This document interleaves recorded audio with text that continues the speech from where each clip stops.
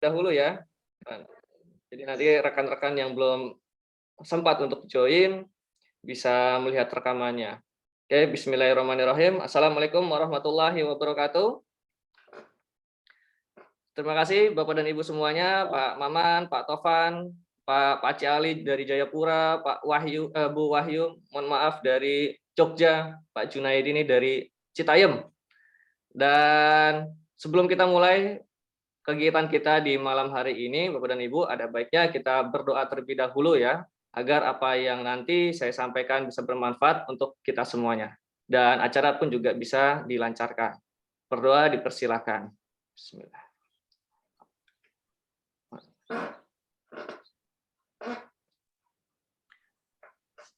Berdoa selesai, terima kasih Bapak dan Ibu semuanya. Dan sekali lagi saya ingatkan Bapak dan Ibu, jika memungkinkan kamera bisa silahkan dibuka, jika tidak memungkinkan silahkan dikondisikan. Dan sebelum saya mulai lebih lanjut lagi, kalau Bapak dan Ibu, kalau hari ini kan kita judulnya Quantum Self Healing. Nah, saya mau bertanya terlebih dahulu nih, kalau Pak Mama nih masih di jalan tadi naik motor pakai helm dia, kayaknya nggak mungkin diskusi. Pak Tovan monitor Pak Tovan. Siap. Yes, Pak Tovan kalau berbicara mengenai quantum self healing atau judulnya tadi quantum self healing ya, apa sih yang Pak Tovan tahu nih mengenai quantum self healing? Sudah ada belum? Kalau secara quantum self healingnya sih belum, apakah sama dengan quantum health atau yang lainnya saya kurang tahu. Yang saya tahu ya self healing itu ya metode pengobatan luka batin sih, seperti itu. Oke. Siap. Terima kasih Pak Tovan. Ya. Wah, Muhammad Ali, Pak Paci Ali, sambil ngunyah. Apa Pak Paci Ali? Speakernya Pak, mohon izin Pak. Oke, siap. Saya lupa. Ya, kalau saya sih pernah dengar juga sih, itu ya hampir mirip tadi ya di sebuah metode kesehatan diri dengan metode kuantum itu. Gitu. Oke. Itu coach ya. Siap, terima kasih. Bu Wahyu, silakan Bu Wahyu. Ya itu untuk mengobati diri sendiri, jadi kemampuan mengobati diri sendiri. Oke, ya. Kalau Pak Jun, terakhir nih Pak Jun, silakan. Apa nih Pak Jun? Udah tahu belum Pak Jun? Atau belum tahu sama sekali? Belum tahu sama sekali. Belum ya? Oke. Belum ya. Apa? Baik Bapak dan Ibu semuanya, mengenai quantum self healing, saya itu sangat-sangat tertarik ya Bapak dan Ibu mengenai alam semesta. Ya, kebetulan dulu Bapak itu guru fisika, walaupun saya lulus fisika itu dengan nilai yang paling buruk. Namun saya sebenarnya sangat tertarik dengan fisika gitu ya. Dan berikutnya ketika saya perdalam lagi mengenai hukum alam semesta, lalu dipadukan dengan apa yang ada di Al-Qur'an, lalu dipadukan lagi dengan ilmu kesehatan, ternyata sangat luar biasa. Ya, ternyata sangat luar biasa. Bukan hanya kesehatan, ya bukan hanya kesehatan, namun banyak sekali aspek-aspek yang didukung oleh yang namanya energi kuantum. Itu. Saya kurang tahu ini sudah dari kapan, namun yang pasti mengenai energi kuantum ini sudah ada sejak zaman dahulu sekali. Ya, izin saya share terlebih dahulu screen-nya. Sekalian nih meeting. Ini tentang gelombang theta. Oke. Ya Pak, nanti Nampak Bapak dan Ibu? kalian belum pulang. Oke, sip. Pak. Sudah nampak Pak Jun? Slide-nya? Kelihatan jelas. Sudah ya? Oh, sebentar. Saya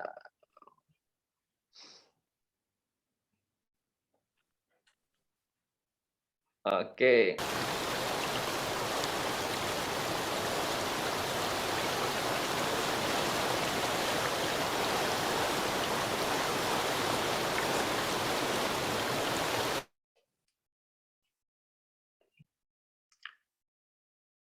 Oke, Bapak dan Ibu, saya share screen-nya dan saya tampilkan terlebih dahulu.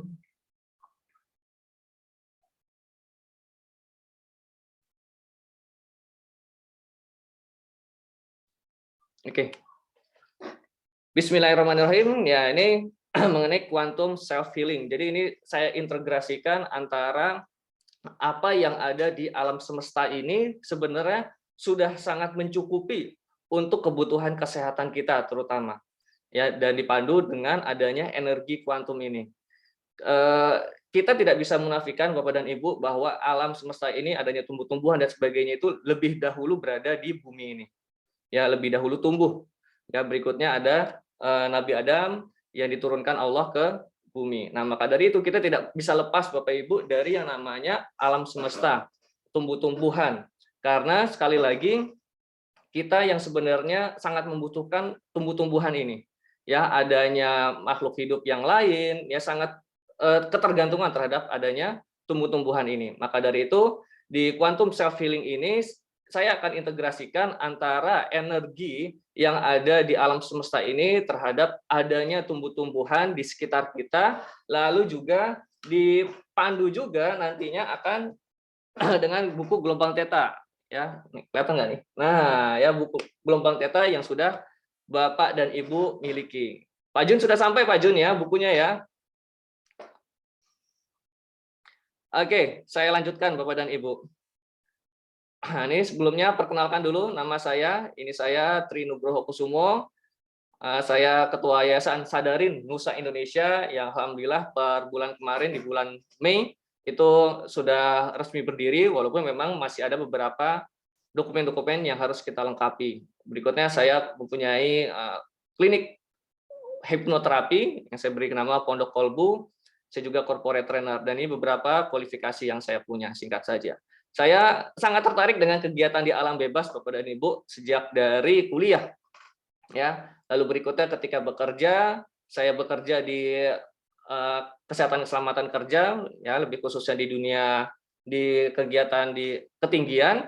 Berikutnya seiring berjalannya waktu, qadarullah Allah menghantarkan saya untuk mempelajari ilmu-ilmu mengenai kesehatan, ya terutama di kesehatan mental.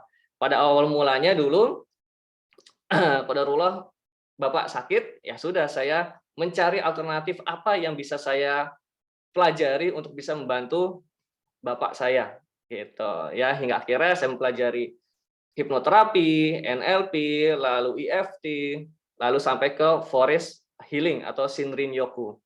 Dan ini yang akan saya sampaikan kepada Bapak dan Ibu semuanya mengenai apa sih itu kuantum, lalu berikutnya mengenai sadar, ya karena penting sekali ternyata untuk sadar Bapak dan Ibu, ya.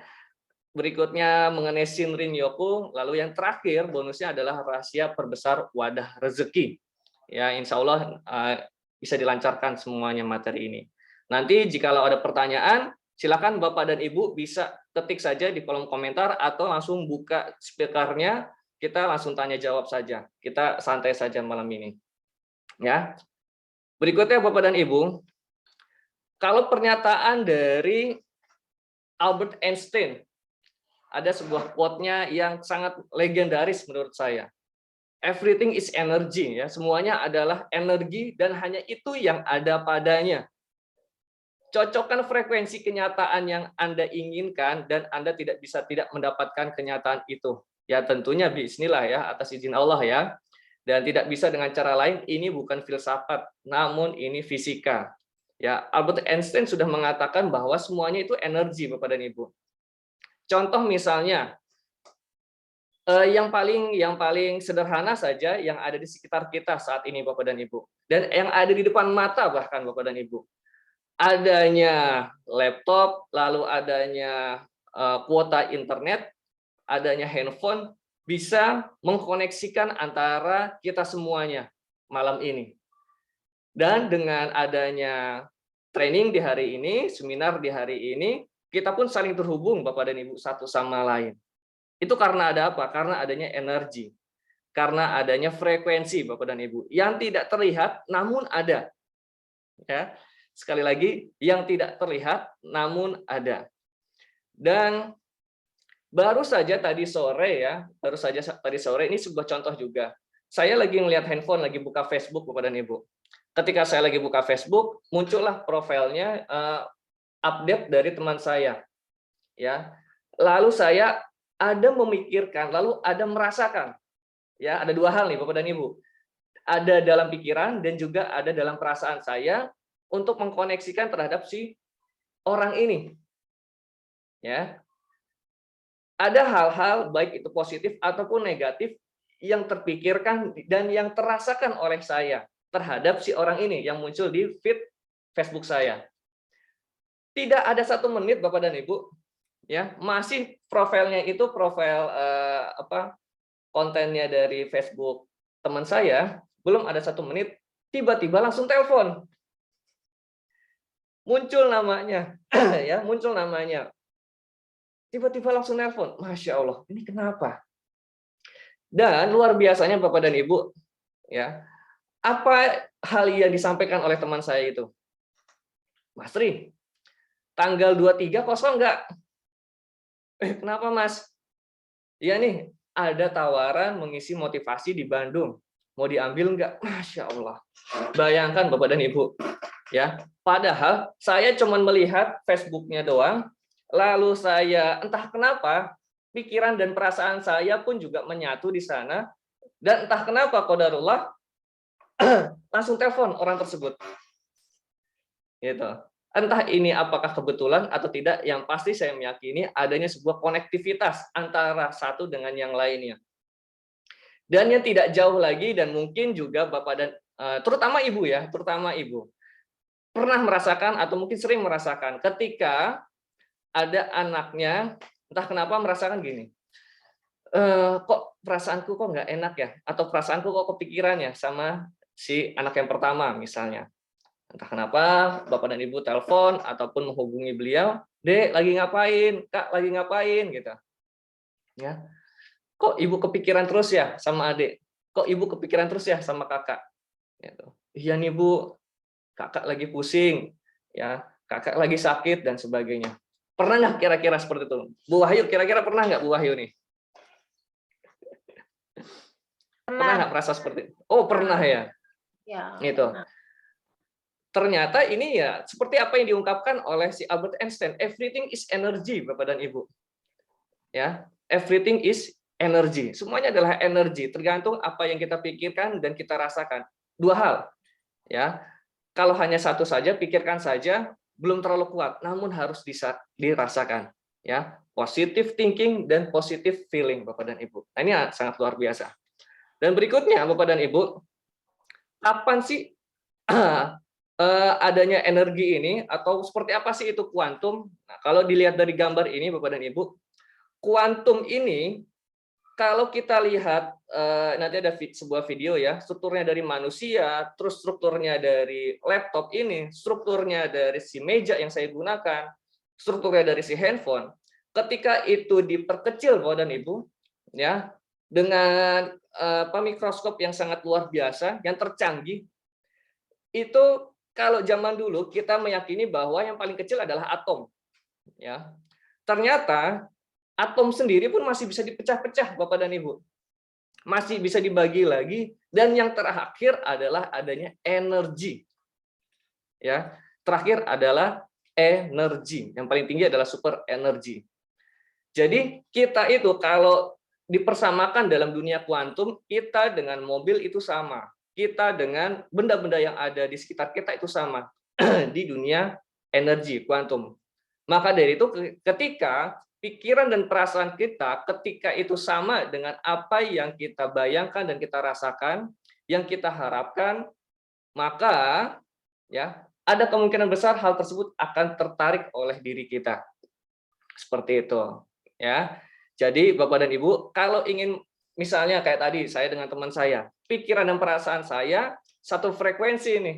Entah kenapa beneran itu orang telepon saya, ngasih job ke saya, Masya Allah.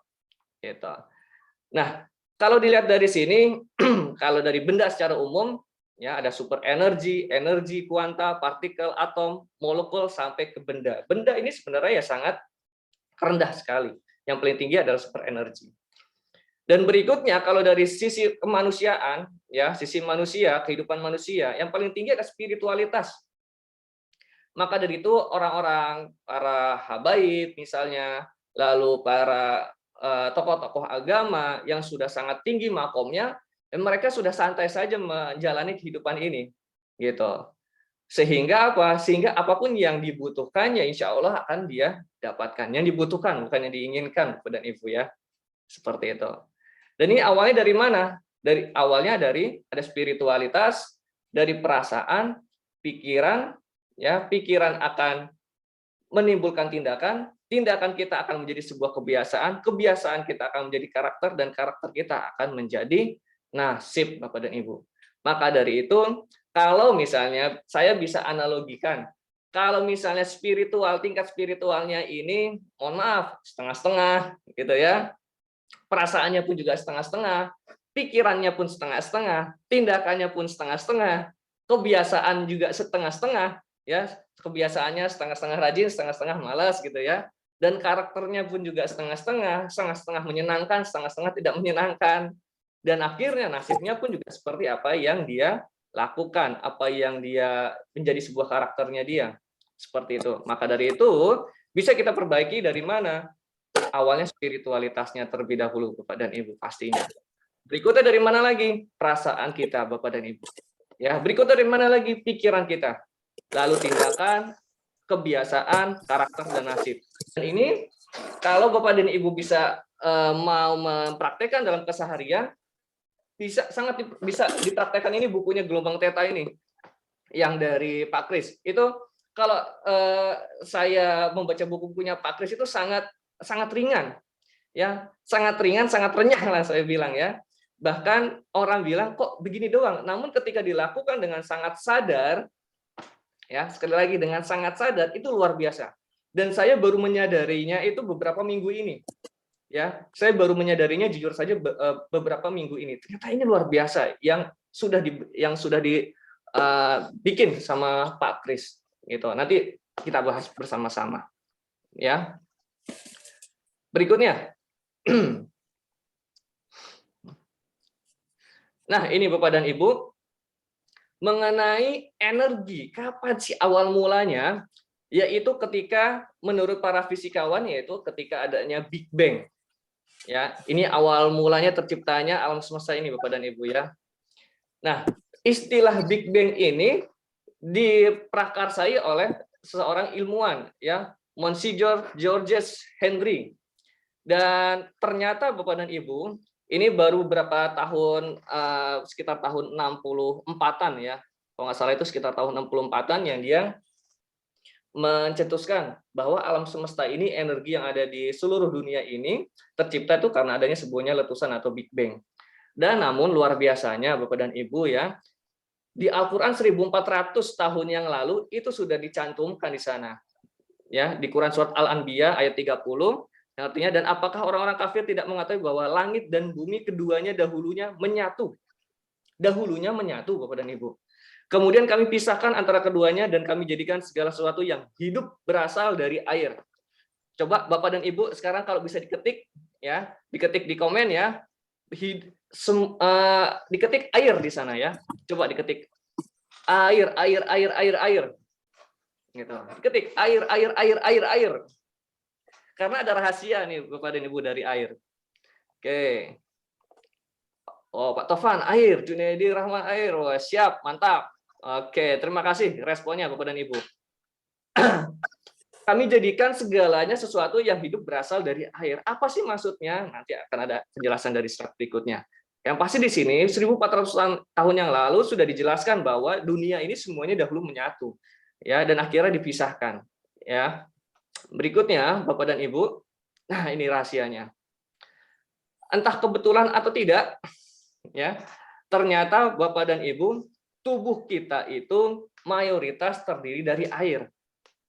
Dan otak kita 75%, ya, lalu darah kita 83% itu air, seluruh tubuh kita itu mayoritas itu air. Gitu ya. Ini masih mengenai kuantum. Dan entah kenapa juga bumi kita Bapak dan Ibu mayoritas itu komposisinya air, gitu ya. Bumi tertutup air 70%, 97% air berada di lautan atau air asin. Intinya apa yang ada di dunia ini, tubuh kita ini, bumi kita ini, itu mayoritas terdiri dari air. Ternyata benar atau benar pernyataan yang ada di Al-Quran tadi? Ketik di komen atau buka speaker, benar. Ya, ternyata luar biasa. Gitu ya, Pak Tovan. Terima kasih Pak Tovan. Ternyata mayoritas dari air. Ya. Dan ini yang kenapa ya, yang kenapa menjadi alasan saya kenapa saya men-challenge diri saya ketika saya sakit apapun itu. Ya. Kalau tidak parah sekali saya masih belum mau minum obat. Ketika kalau bukan karena parah sekali saya baru minum obat. Kalau nggak parah-parah banget saya nggak mau minum obat. Karena apa? Insya Allah saya sangat meyakini tubuh ini sudah sangat luar biasa. Ya, dan adanya alam semesta ini sudah sangat luar biasa. Masa iya Bapak dan Ibu sekelas Toyota saja membuat mobil, ya kan? Beserta dengan spare part-nya. Gitu. Nah, tubuh kita, alam semesta ini ciptaan Tuhan, masa ia tidak bisa menyembuhkan diri sendiri? Seperti itu. Ya, itu sebagai ikhtiar kita. Gitu. Oke, maka dari itu Bapak dan Ibu, ini luar biasa sekali mengenai kuantum ini. Adanya energi, lalu energi ini pun mempengaruhi tubuh kita, mempengaruhi bumi kita. Bahkan saya diskusi di yayasan saya ini kan mengenai kesehatan mental di area bencana. Saya diskusi dengan salah satu rekan saya yang kebetulan di Universitas Pertahanan. Sebenarnya bukan alamnya yang menyesuaikan dengan manusia, namun manusianya lah yang seharusnya menyesuaikan dengan alam. Itu konsep awal adanya mitigasi bencana, Bapak dan Ibu. Bukan masalah bencananya, ya, namun yang masalahnya adalah manusianya terhadap lingkungan sekitar sehingga adanya bencana. Seperti itu, ya, itu dari ilmu kebencanaan. Oke, saya lanjutkan lagi Bapak dan Ibu. Nah, ini luar biasa. Ini selalu saya munculkan Bapak dan Ibu. Ini selalu saya munculkan di setiap seminar saya, webinar saya mengenai Dr. Masaru Emoto, The Miracle of Water. Nah, dia yang meneliti mengenai air, Bapak dan Ibu. Pada awalnya, beliau ini meneliti di sebuah danau di Jepang yang dia ambil sampelnya ya oleh beliau. Lalu dibekukan, lalu dianalisa mengenai kadar kristalnya. Lalu berikutnya, dia minta tolong terhadap warga sekitar, ya warga-warga sekitar, untuk mendoakan danau tersebut. Selepas apapun keyakinannya, Bapak dan Ibu, warga sekitar ini serempak mendoakan danau tersebut dan diambil lagi sampelnya oleh Dr. Masaru Emoto. Ketika sudah diambil, lalu dibekukan kembali, lalu difoto oleh beliau, ternyata terdapat perbedaan yang sangat signifikan ketika sebelum didoakan dengan sesudah didoakan. Kalau saya tanya kepada Bapak dan Ibu semuanya, doa ini perkataan yang baik atau perkataan yang buruk kira-kira? Perkataan yang baik. Mantap, Pak Ali dari Jayapura. Ya, Perkataan baik, yang pasti baik, baik. Bapak dan Ibu, ya.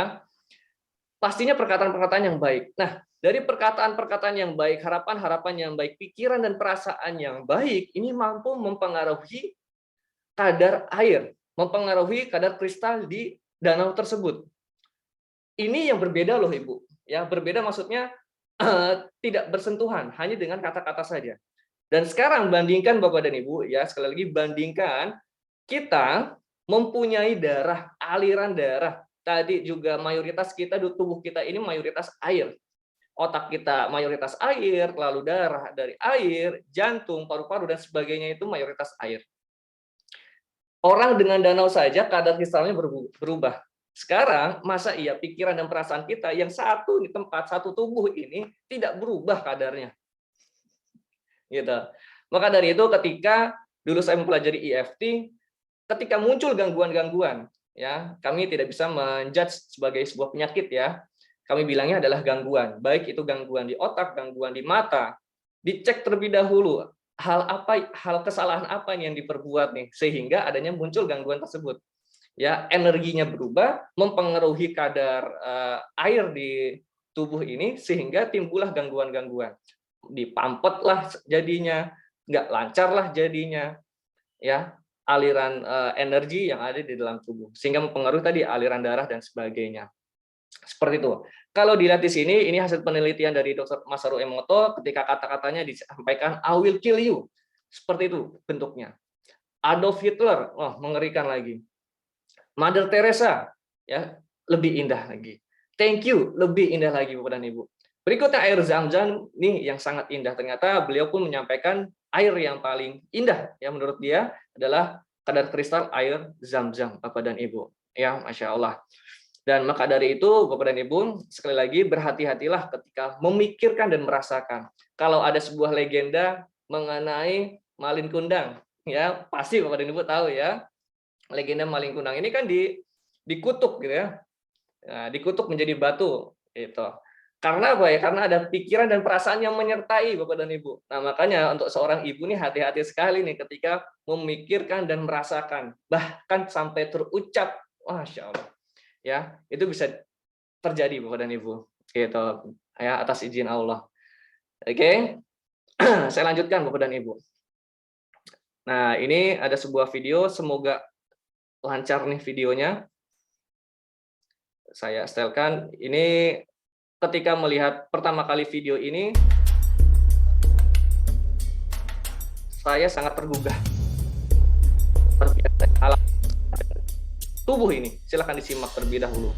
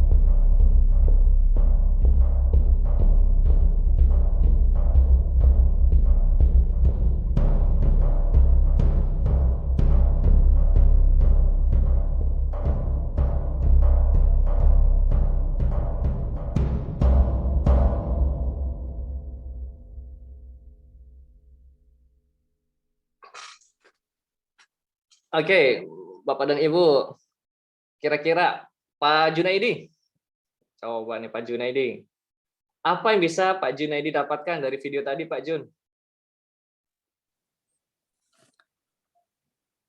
Masya Allah.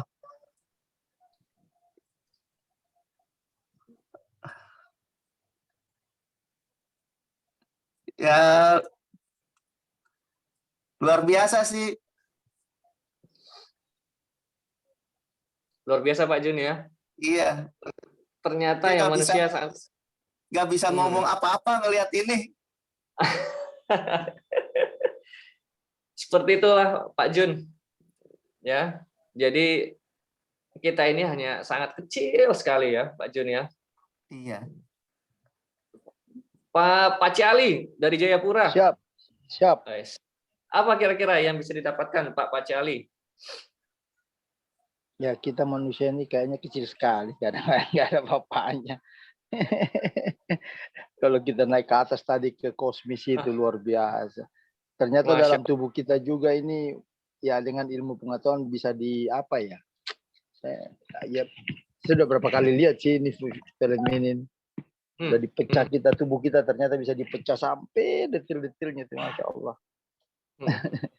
Itu. Ya, Masya Allah. Terima kasih Pak Cali.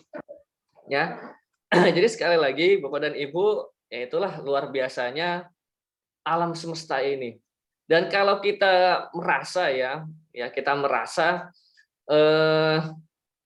masalah kita itu sangat berat sekali ya, ternyata mungkin bukan hanya kita saja yang merasakan hal itu. Mungkin banyak juga orang lain yang merasakan hal tersebut, bahkan mungkin lebih besar lagi. Gitu. Beberapa akhir ini saya merasakan beberapa hal, saya rasa masalah sangat besar sekali, masalah saya sangat berat sekali. Ternyata ketika saya melihat keluar, saya pergi keluar, ternyata banyak sekali orang yang justru masalahnya lebih berat. Gitu. Lebih berat. Ya, dan kita masih punya Allah yang luar biasa. Ya, Allah yang Maha Esa, Allah yang sangat luar biasa sekali menciptakan tubuh kita ini. Kita serahkan saja sama yang Maha Kuasa. Oke, saya lanjutkan lagi Bapak dan Ibu. Ini lagi ya. Ini Dr. Kazuo Marukami. Ini saya baca bukunya The Miracle of DNA. Ya, jadi kalau tadi mengenai air, sekarang mengenai DNA. Dan sampai sekarang saya masih saya masih beranggapan bahwa tidak adanya penyakit keturunan Bapak dan Ibu. Ya insya Allah itu yang saat ini sedang saya yakini. Nggak ada penyakit keturunan. Ya, karena apa? Karena saya pribadi kasihan. Ya, kasihan kalau misalnya ada keluarga miskin yang keturunan miskin jadinya. Nah, ini kan yang bahaya. Karena ada yang disampaikan oleh Dr. Bruce Lipton, dia pun juga menyampaikan bahwa yang namanya gen itu selalu berubah-berubah, bahkan ada yang mati lalu ada yang tumbuh kembali. Nah, kasihan banget kalau misalnya ada yang dilahirkan dari gen orang-orang yang miskin. Apakah miskinnya jadi keturunan? Seperti itu. Ternyata DNA gen ini tergantung dari lingkungan sekitar. Yang paling besar itu yang mempengaruhi adalah lingkungan sekitarnya. Contoh misalnya kalau dari gangguan contoh misalnya yang saat ini dianggap adalah keturunan diabetes. Gua keturunan diabetes, ya dia ucapkan, dia pikirkan, dia yakini, ya akhirnya jadilah dia diabetes. Seperti itu. Ya. Berikutnya apa lagi? Ketika dia beranggapan, saya kan anak orang miskin. Sehingga apa? DNA-nya, gennya menjadi gen dan DNA-nya orang-orang miskin. Entah dia malas-malasan dan sebagainya. Walaupun memang ada mungkin ya orang-orang yang dari kalangan yang kurang beruntung, namun dia sangat sukses sekali. Seperti itu. Memang ada juga orang-orang seperti itu. Nah, kalau Dr. Kazuo Marukami ini menyampaikan gen dapat berubah tergantung saklarnya dinyalakan atau dimatikan. Ya, saklarnya maksudnya ya lingkungannya. Lingkungan ini yang paling besar, yang paling banyak di mana? Di rumah. Ya. Di rumah ini dengan siapa? Dengan bapak, dengan ibunya. Ya, tergantung sekali lagi di mana dia tinggal. Apakah lingkungannya mendukung atau tidak untuk dia bisa berkembang. Seperti itu. Makanya lingkungan ini sangat berpengaruh sekali terhadap pertumbuhan siapapun. Oke, kondisi pikiran dapat mengubah kerja gen. Lingkungan baru menciptakan pola pikiran baru. Itu. Maka dari itu Bapak dan Ibu, ketika misalnya kita dipindahkan ke kutub utara, ya, kita sangat bisa menyesuaikan. Ya, pasti kita sangat bisa menyesuaikan. Karena apa? Ya karena gen-gen kita pasti akan menyesuaikan dengan lingkungan sekitar. Gitu. Ya, bahkan jerapah saja berevolusi ya, hewan saja berevolusi. Kita pun juga bisa gen-gen kita ini bisa mengkondisikan. Itu luar biasanya tubuh kita ini. Berikutnya, anak-anak difabel sering memiliki kemampuan luar biasa. Berarti kan dia menyesuaikan. Yang mohon maaf, orang yang tidak dikaruniai penglihatan, ya seperti kita, pun juga mempunyai kelebihan yang luar biasa ternyata. Itu kan jadinya bisa menyesuaikan seperti itu. Ya. Yang terakhir, tawa adalah obat terbaik. Nah, makanya di jurusnya gelombang theta ini pertama kali yang disebutkan adalah senyum 20 detik. Ya, itu menurut saya luar biasa dari Pak Kris. Ketika bangun, ketika bangun Senyum langsung 20 detik. Senyum 20 detik gitu. Oke, ada pertanyaan dari Pak Cialing. Saya termasuk yang berpikiran diabetes adalah penyakit turunan sehingga saya sekarang kena diabetes. Oke, mengenai keturunan ini seperti ini ya Pak Cali dan Bapak Ibu semuanya. Ternyata banyak sekali keajaiban di luar sana. Ya, contohnya istri saya sendiri, nanti ada di foto Bapak dan Ibu ya. Contohnya istri saya sendiri. Jadi istri saya sendiri ini ketika mau melahirkan anak yang kedua itu qadarullah kelenjar tiroidnya tinggi. Sehingga sudah waktunya untuk operasi sesar, namun karena kelenjar tiroidnya tinggi nggak bisa dioperasi, nggak boleh dioperasi. Jadi harus diturunkan dulu, padahal sudah waktunya, gitu ya. Dan pada saat itu dianjurkan untuk minum obat, dan minum obat pun sebenarnya nggak bisa langsung cepat turun. Nilai normalnya 0, sekian, namun istri saya 11. Gitu. Masya Allah. Kalau pakai ilmu logika nggak nyampe Bapak dan Ibu. Sudah waktunya harus operasi, ya, tapi karena ada kelenjar tiroidnya tinggi harus diturunkan dulu. Ya, kira harus minum obat menurut manusia gitu ya. Dan akhirnya apa? Pada saat itulah saya terpaksa untuk memberikan treatment terhadap istri saya, apa yang saya ketahui mengenai keilmuan yang saya punya untuk kesehatan seseorang, saya aplikasikan.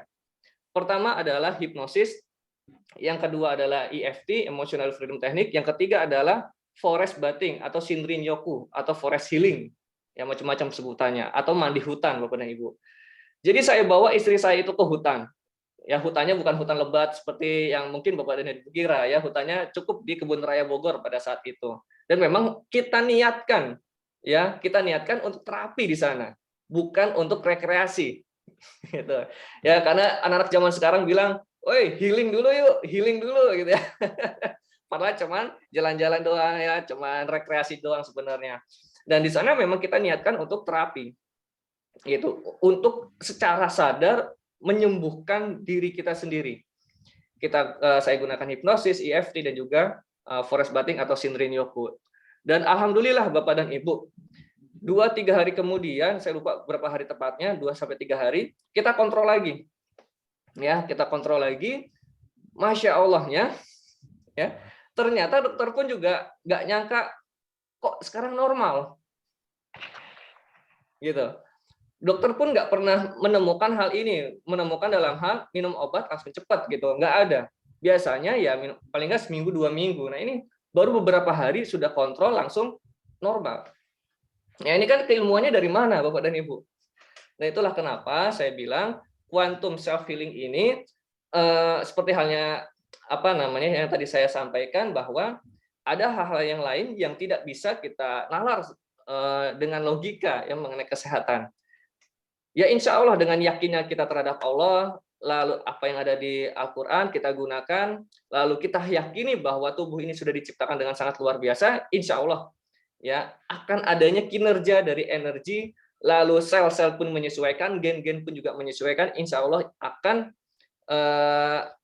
hilang dengan sendirinya, sembuh dengan sendirinya. Beberapa orang saya ajak ngobrol mengenai hal ini, dan ada salah satunya itu yang kena kanker juga waktu itu ya. Akhirnya disuruh kemoterapi, akhirnya disuruh obat, karena dengan mungkin keterbatasan, akhirnya apa? Dok, saya nggak mau lagi minum obat, saya nggak mau lagi kemoterapi. Lalu bagaimana? Ya insya Allah saya bisa sembuhkan diri saya sendiri, ya dengan izin Allah tentunya. Akhirnya ya dia dengan pikiran dan perasaannya saja dia yakini, dengan baca Quran, sholatnya lebih rajin, dan alhamdulillah sampai sekarang masih hidup dengan normal-normal saja, gitu.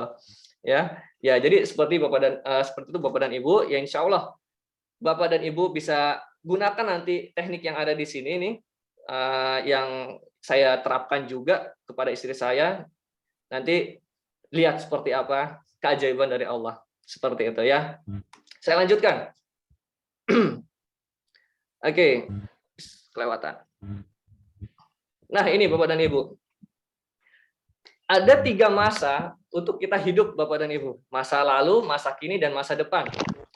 Ya.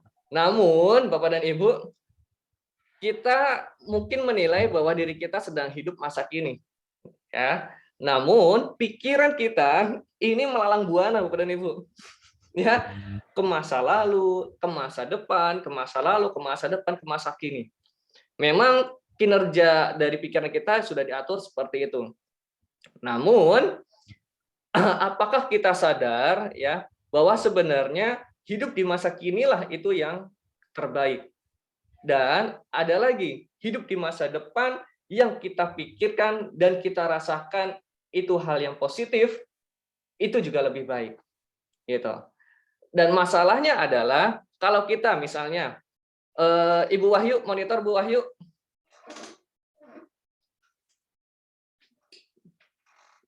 Masih di sini Bu Wahyu? Ya Pak Tri ini, sebentar nih. Mohon izin Pak Tri, ada rekamannya ya, ini soalnya ada tamu.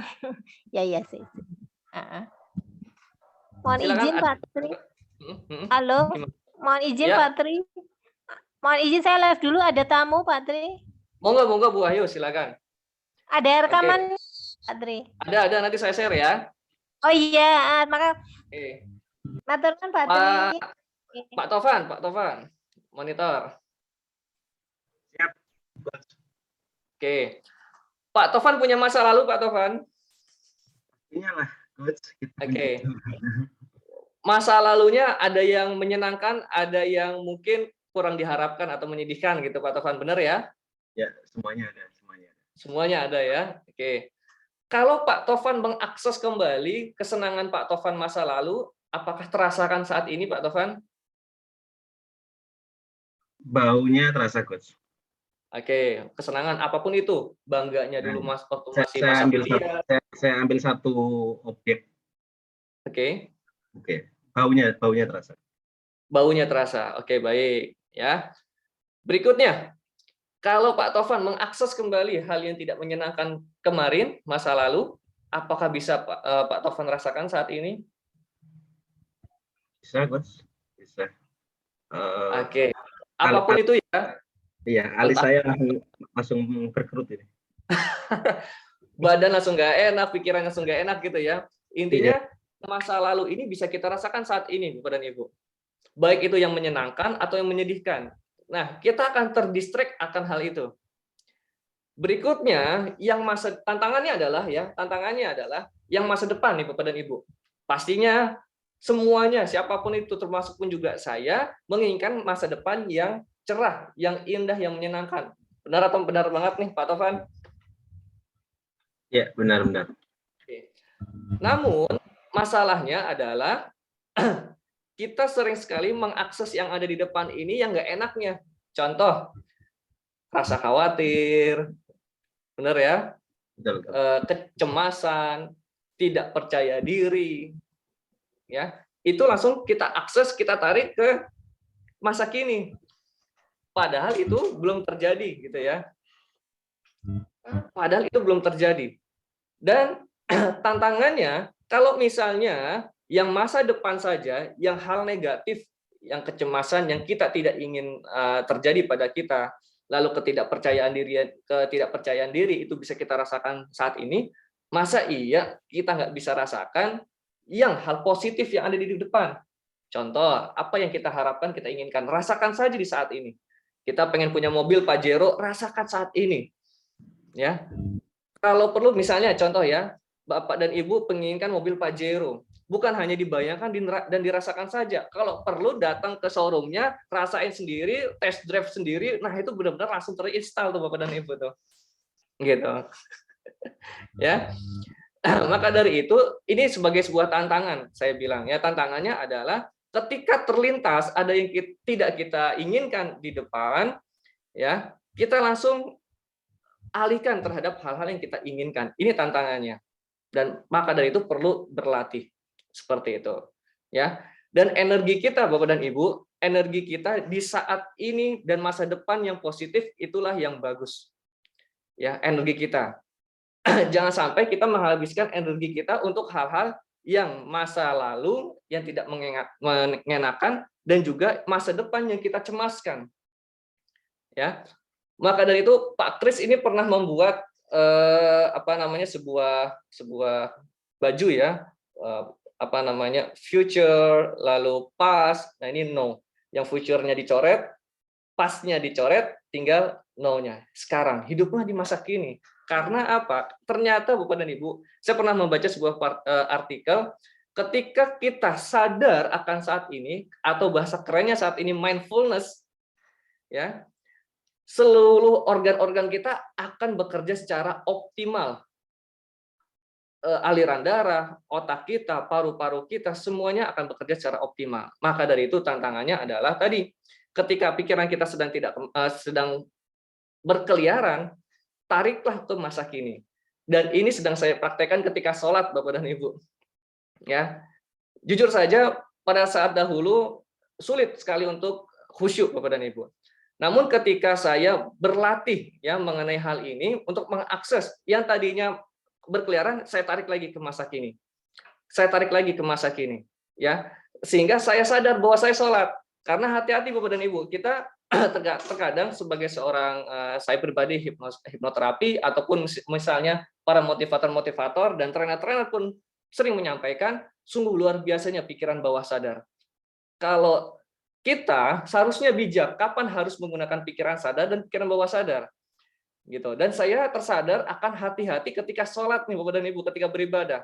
Saking luar biasanya pikiran bawah sadar sehingga ini tubuh kita punya kecerdasan. Ya.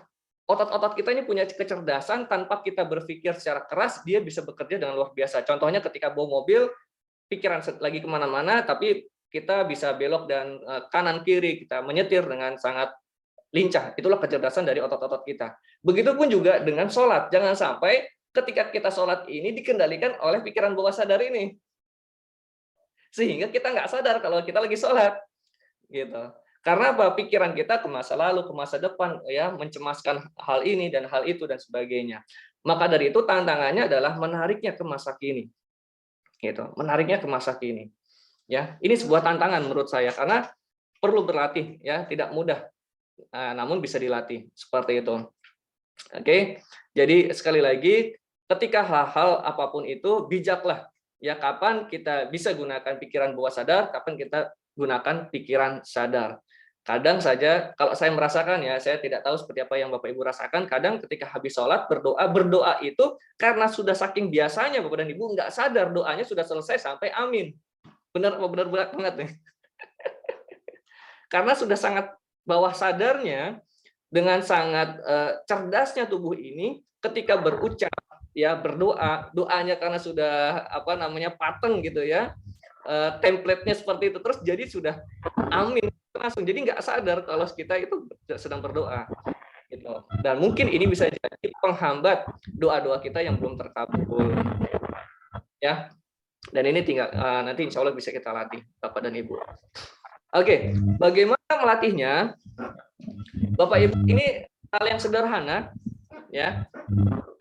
Oke, ini hal yang sederhana. Kita hanya merespon saja apa yang kita bisa rasakan di saat ini.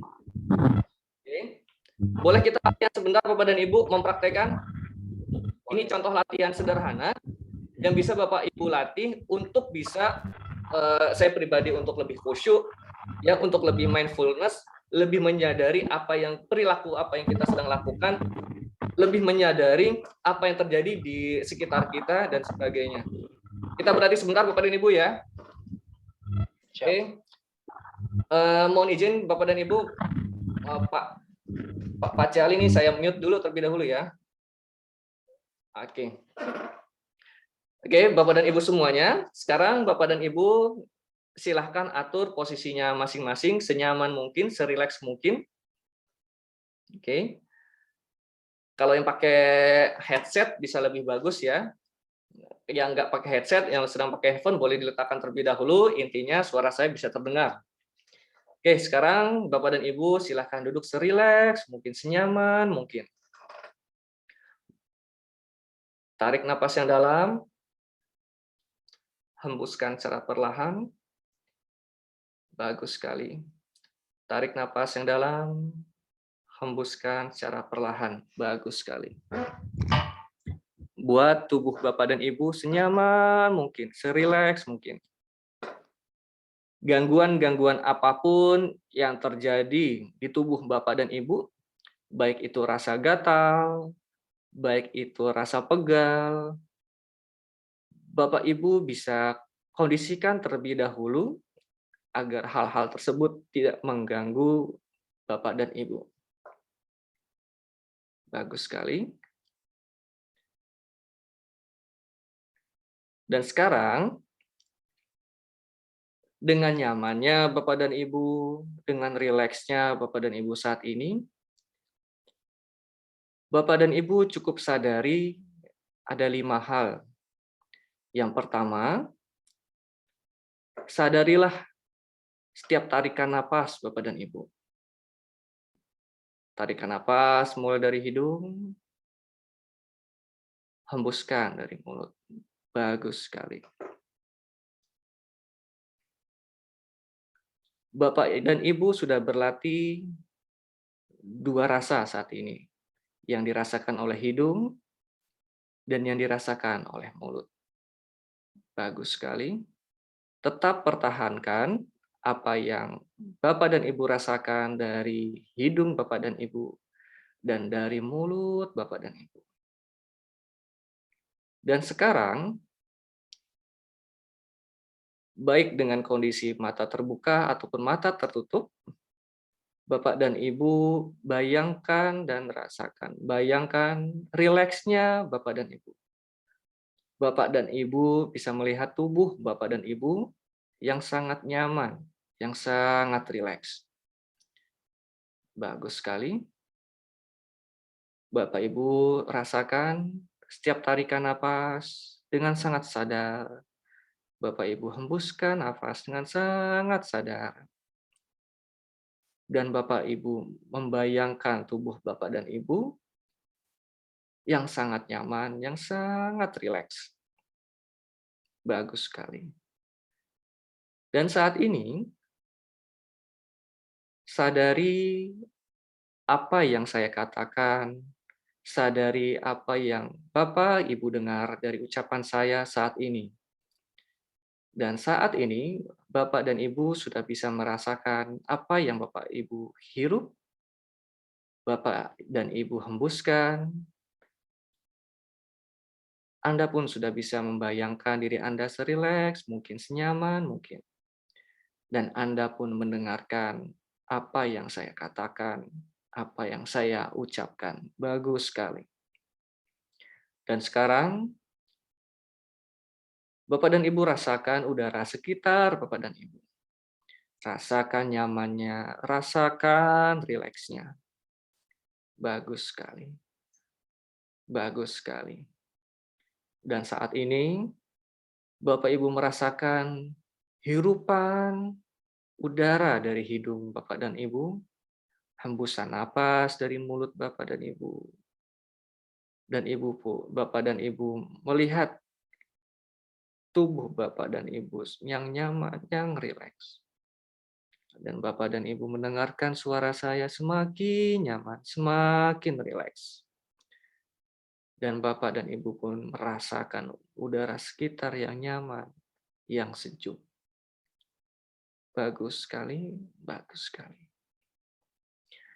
Baik, Bapak dan Ibu, terima kasih dan silakan dikondisikan kembali untuk duduknya.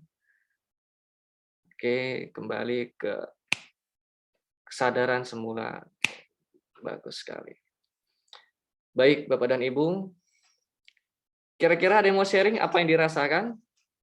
Ini latihan sederhana, namun sangat bermanfaat menurut saya, karena berlatih untuk sadar saat ini apa yang kita rasakan, apa yang kita rasakan dari area sekitar. Oke, ngantuk, mantap. Ya, itu masuk ke gelombang theta. Tandanya rileks, nyaman. Oke. Ada lagi yang lain? Nggak tahu. Pak Tovan udah ngantuk. Wajar sekali Pak Tovan, ya, karena merasa nyaman, merasa rileks. Jadi seperti ini Bapak dan Ibu. Ketika Bapak dan Ibu sulit untuk konsentrasi, oke, Pak Tovan, raise hand. Ada yang mau disampaikan Pak Tovan? Ya, Coach.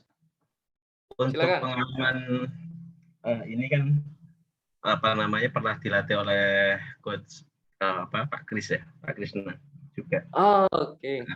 Ya, cuman saya mau sharing dengan Pak Kris ya beberapa hal. Apa namanya cat pribadi itu jarang sekali sih, cuma beberapa kali. Sekarang itu lebih kepada Coach, apa namanya badan saya itu ada bergerak. Oke. Jadi kadang menunduk. Ya, pertama saya anggap ini halusinasi. Coba saya ikuti aja. Kadang kepala, terus tangan seperti itu. Berubah, awalnya berubah saat tempo di paha, tiba-tiba berubah berubah posisi itu. Nah, apakah ini halusinasi atau gerakan itu? Seperti itu. Ada gerakan di situ. Mohon petunjuk.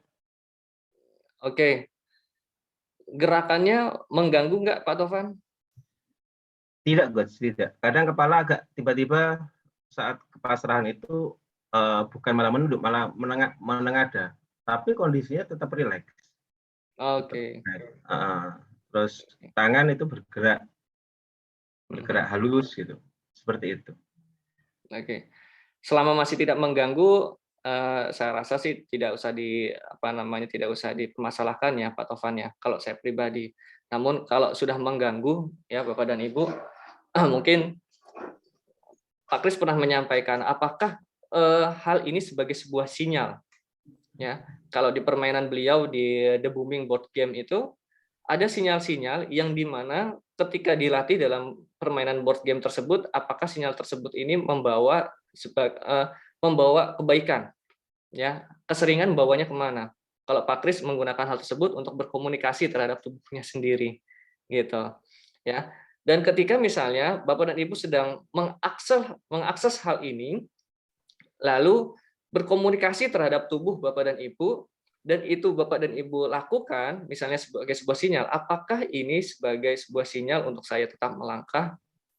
Jika ya, ulangi kembali tanda-tanda tersebut. Nah, nanti ada tandanya tuh, ketika dimunculkan lagi tandanya, coba Bapak lakukan, Pak Tovan lakukan. Ya, dan bagaimana hasilnya? Kalau di NLP kan ada yang namanya TOTE kan? Tes, operate, test, exit. Bagaimana hasilnya? Itu. Dan hal-hal ini bisa sebagai komunikasi antara tubuh dengan diri Bapak. Ya. Ini pernah dilatih oleh Pak Kris kepada saya ketika di manjat di Bremga, ya, ketika kita mau mengambil sebuah langkah, lalu dia berkomunikasi dulu dengan tubuh, apa yang dikatakan oleh tubuh ini, nyaman nggak kira-kira, ya, nyaman nggak kira-kira ketika ini saya lakukan, ketika ya, berikanlah tanda kembali, apa yang dirasakan, gitu. Dan ini termasuk ke dalam self hypnosis juga, ya, self suggestion, berkomunikasi dengan tubuh, ya, sehingga coba tanda ini sebagai sebuah kawannya Pak Tovan, ya, kawannya Pak Tovan ketika membutuhkan sesuatu, apakah tanda ini membawa terhadap sebuah kebaikan atau tidak? Kalau tidak ya berarti nggak usah diikuti lagi Pak Tovan, gitu, ya. Siap, Pak Tovan sudah pernah bermain The Booming Pak Tovan? Gimana, Coach? Sudah pernah bermain The Booming Board Games? Belum, Coach. Belum. Nah, itu permainan intuisi ya Pak Tovan, permainan intuisi. Namun bisa berlatih untuk kegiatan sehari-hari. Ya, sekali lagi kalau itu nggak mengganggu, tidak usah dihiraukan. Kalau itu mau dibuat untuk berlatih, silahkan dibuat untuk berkomunikasi dengan tubuh, Tovan. Sejatinya tubuh ini sangat bisa berkomunikasi. Ya. Contoh satu hal komunikasinya tubuh adalah suhu ruangan, contohnya suhu ruangan dingin ya langsung tubuh langsung memberikan respon kan. Responnya apa? merinding, ya, bulu kuduknya langsung berdiri, misalnya, itu kan sebuah respon dari tubuh. Dan ini bisa jadi sebuah respon dari apa yang Pak Tovan pikirkan dan Pak Tovan rasakan sebagai sebuah sinyal-sinyal, gitu. Dan kalau saya pribadi mengartikan, misalnya saya sedang kesandung, gitu ya, kesandung. Nah ini kan sebagai sebuah sinyal juga dari Allah. Ya, apa yang salah, apa yang bisa saya perbaiki, apa yang akan merinding tuh dari Pak Junaidi. Ya, kesalahan apa yang saya perbuat? Kenapa langkah kaki ini nih ada salah apa kaki ini? Kalau di buku Gelombang Theta kan ada namanya ringan-ringan, ya, ringan-ringan untuk melangkah terhadap hal-hal yang kebaikan-kebaikan seperti itu. Dan pada intinya sadar ini untuk seperti itu Pak Tovan ya. Siap, Coach. Terima kasih. Jadi buku Sadar, ya, You Can Win ya. you can win again. Gamenya salah satunya ada di situ. Oke, siap. Oke, terima kasih. Jadi sadar ini bisa bisa Anda latih untuk apa? Untuk Anda khusyuk ya dalam sholat, Anda ingin mindfulness, Anda ingin konsentrasi dalam bekerja, dan bahkan saya lupa kisahnya siapa ya Bapak dan Ibu, mungkin Bapak dan Ibu bisa sampaikan. Ada sahabat Nabi yang dia sedang makan, ya, sedang makan dengan sangat lahapnya. Mohon maaf nih siapa nih suaranya? Oh, Pak Aceh. Beliau sedang lahap, makan dengan sangat lahap. Lalu ada kawannya datang, dia mengatakan, wahai sahabat, anakmu diterkam oleh macan. Ya, kalau saya tidak salah, nanti bisa Bapak dan Ibu perbaiki. Namun sahabat Nabi ini tetap makan dengan sangat nikmatnya, dengan sangat nyamannya. Ya. Lalu datang lagi nih si temannya tadi, datang ke sahabat Nabi tersebut mengatakan, wahai sahabat, anakmu ini sedang dimakan oleh macan, sedang diterkam oleh macan, oleh hewan buas, gitu. Sampai yang ketiga kali datang lagi nih, ya, si kawannya tersebut mengatakan, wahai sahabat Nabi, kenapa engkau tidak bergegas menghampiri anakmu? Ya, mengapa engkau masih tetap makan? Wahai sahabatku, saat ini aku sedang menikmati makanku saat ini. Aku sedang menikmati pemberian dari Allah saat ini. Ini adalah rezeki yang sangat luar biasa saat ini. Anakku yang sedang diterkam macan, ya, mungkin aku sudah tidak bisa menyelamatkannya. Ya, aku lebih memilih terhadap fokus nikmat yang telah diberikan oleh Allah saat ini. Ya, sangat mindfulness tuh, karena menikmati apa yang sedang diberikan saat itu, ya, dibandingkan dengan apa yang sudah hilang atau rasa mungkin kecemasan dan sebagainya yang mengganggu di pikiran tadi, pikiran kita yang liar. Nah, sadar ini bisa Anda latih untuk apa? Anda latih fokus untuk makan, menikmati makan. Apakah Anda sudah makan dengan sadar? Apakah Anda sudah mengendari motor dengan sadar? Ya, Pak Maman nih, hati-hati Pak Maman di jalan sambil mendengarkan.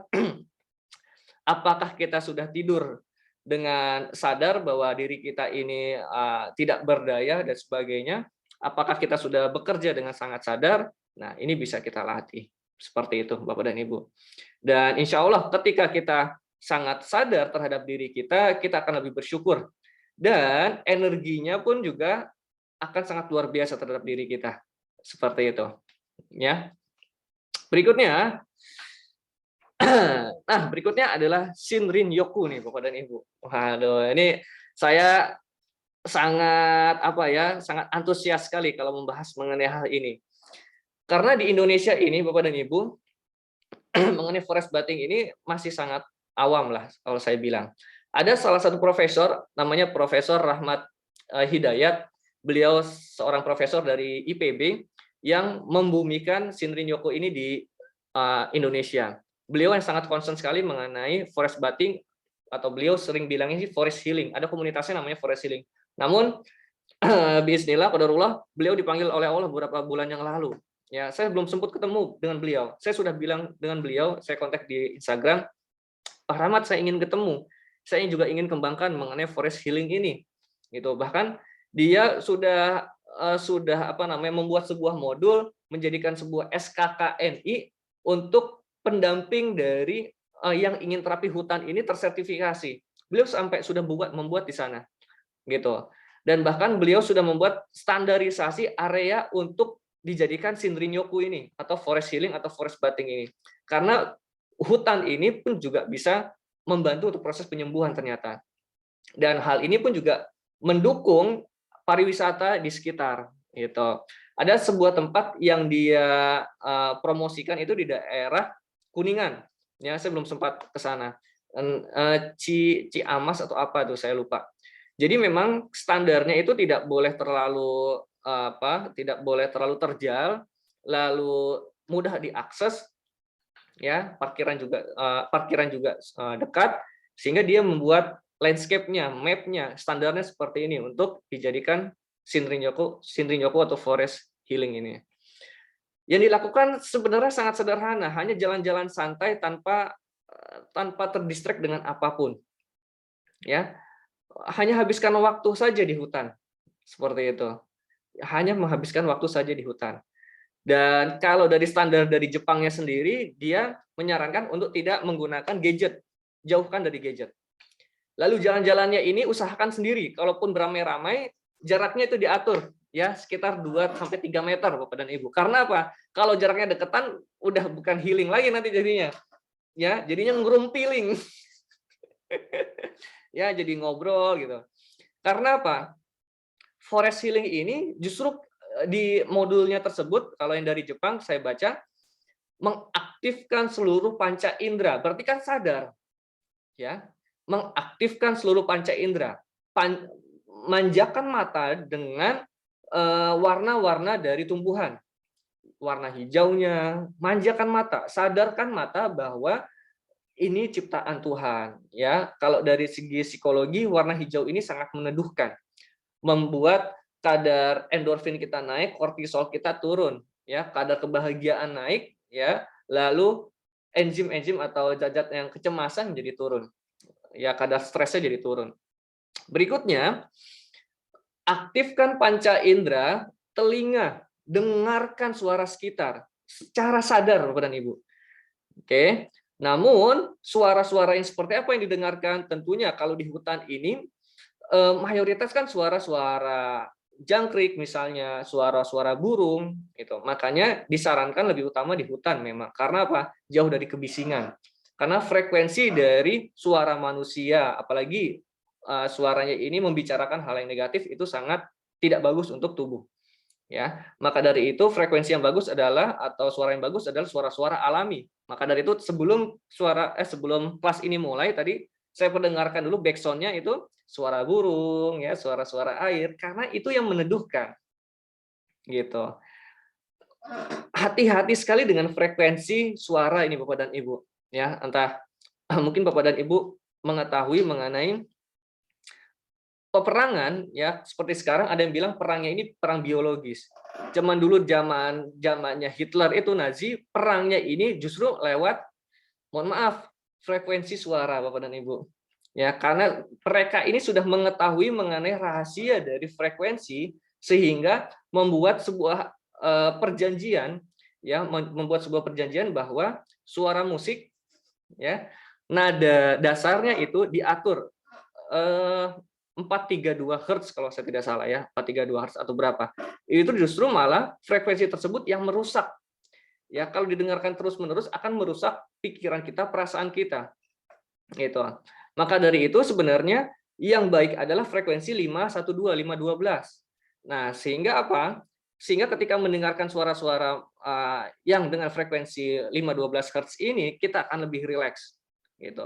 Ya, kalau di umat Buddha kalau nggak salah, ya, kan ada namanya guci gitu, ya, diketok langsung keluarkan suara. Nah, itu suara yang meneduhkan, gitu. Dan suara-suara murotal itu suara-suara yang meneduhkan, ya, frekuensinya frekuensi yang bagus. Nah, kalau di hutan ini kita mendengarkan suara apa? Ya, suara-suara yang jangkrik, lalu ada suara-suara burung seperti itu, dengan secara sadar, mata secara sadar, telinga secara sadar, ya. Lalu berikutnya yang luar biasa lagi Bapak dan Ibu, hutan ini mengeluarkan zat yang namanya pitonside.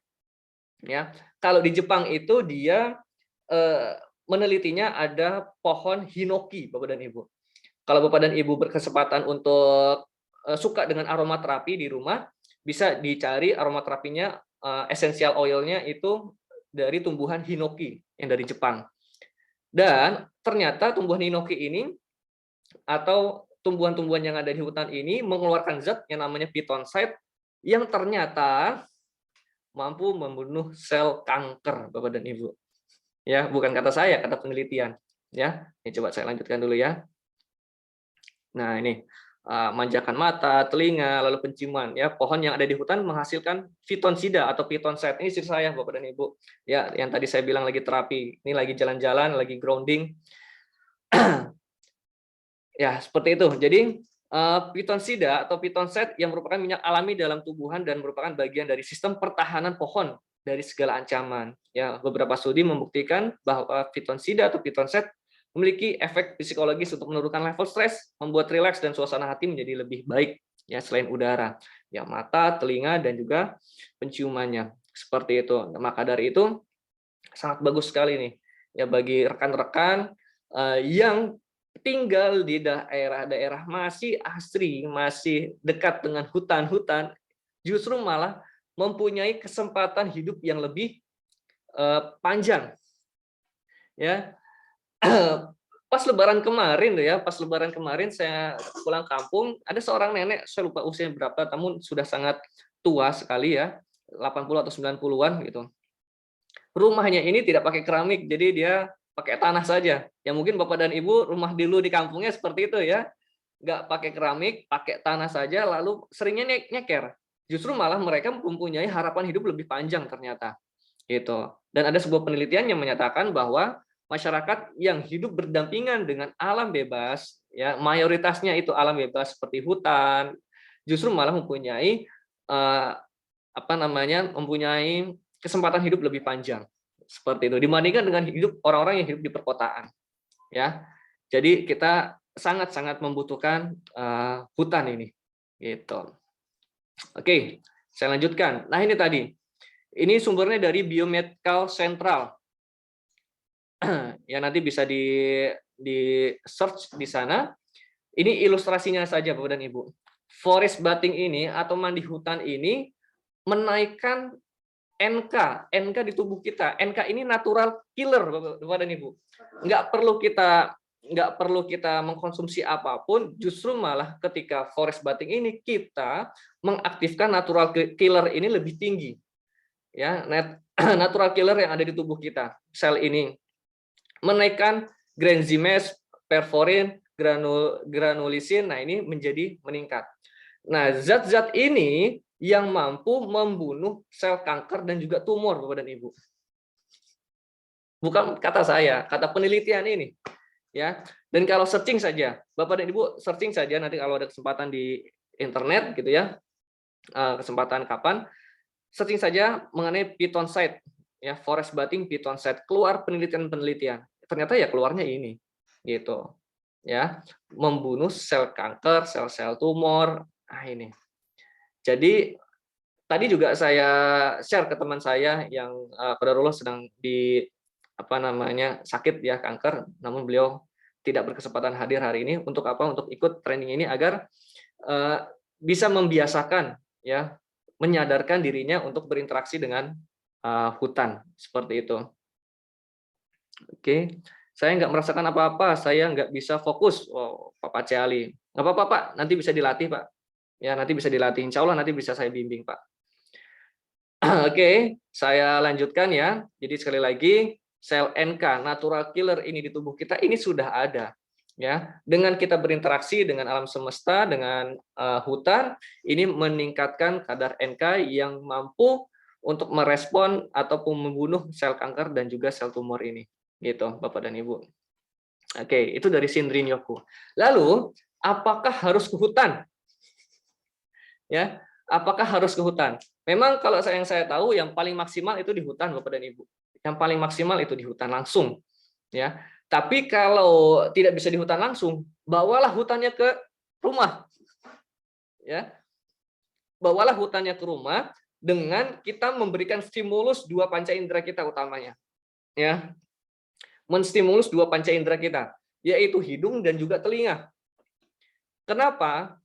karena hidung ini ternyata menurut seorang pakar sains, ya neuroscience, mengatakan hidung ini yang langsung direspon oleh batang otak kita, Bapak dan Ibu.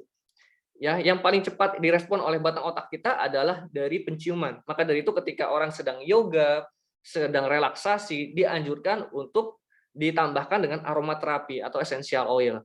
Nah, maka dari itu Bapak dan Ibu kalau di rumah jika berkesempatan bisa menggunakan essential oil. Itu. Ini yang sangat meneduhkan. Ya, kalau disarankan tadi ya tadi tumbuhan dari hinoki dari Jepang. Ya, itu bisa sangat luar biasa efeknya terhadap tubuh kita. Respon dari hidung. Berikutnya juga kita bisa respon telinga. Menurut saya ada yang spesial dari telinga ini, Bapak dan Ibu. Ya, spesialnya apa? Jikalau Allah sudah mengangkat nikmat kita terhadap telinga, saya rasa ini lebih apa ya, lebih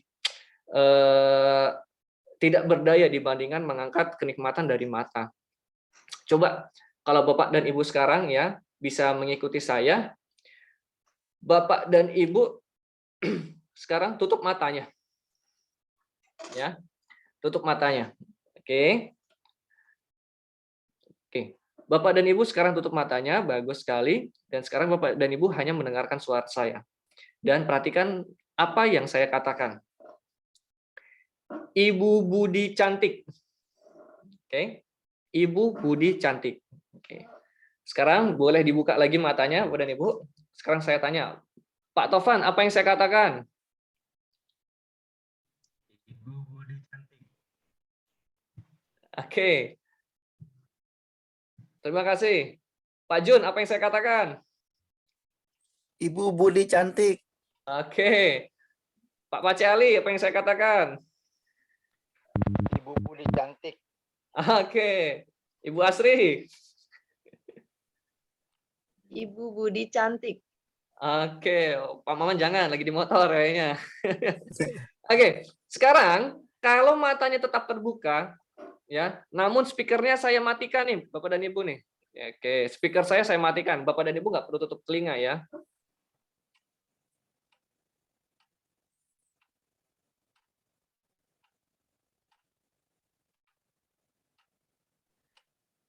Pak Jun, apa yang saya katakan? Tidak tahu. Pak Cali, Nggak bisa kedengaran. nggak bisa kedengaran. Ibu Asri, Nggak jelas. nggak ada yang jelas. Pak Tovan,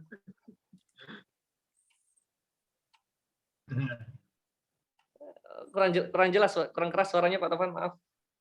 Nggak ada suaranya, Coach. Oh, nggak ada suaranya. Oke. Maka dari itu Bapak dan Ibu, luar biasanya telinga ini, ya, kalau kita diangkat saja nikmatnya telinga kita, Bapak dan Ibu, bayangkan seperti apa dunia ini. Kita bisa melihat, namun kita nggak bisa mendengarkan. Dan ada yang luar biasa juga, Bapak dan Ibu, ternyata telinga ini yang pertama kali Allah berikan karunia-Nya terhadap kita. Maksudnya pendengaran. Ya, ketika masih dalam kandungan, kita sebenarnya sudah bisa mendengarkan ternyata, Bapak dan Ibu. Sekitar 16, lupa saya berapa minggu. Ya, namun ketika masih dalam kandungan, pendengaran inilah yang pertama kali diberikan oleh Allah. Dan ternyata pendengaran inilah yang terakhir diangkat oleh Allah, Bapak dan Ibu. Maka dari itu ketika seseorang sedang koma di rumah sakit, beliau ini masih bisa mendengarkan. Makanya ketika diajak komunikasi, kadang masih bisa menangis, gitu. Ya, masih bisa mendengarkan. Maka dari itu yang luar biasa ini ya, telinga ini juga sangat luar biasa. Ya, tadi hidung dan juga sekali lagi telinga. Telinga ini yang harus bisa diberikan respon dari hutan.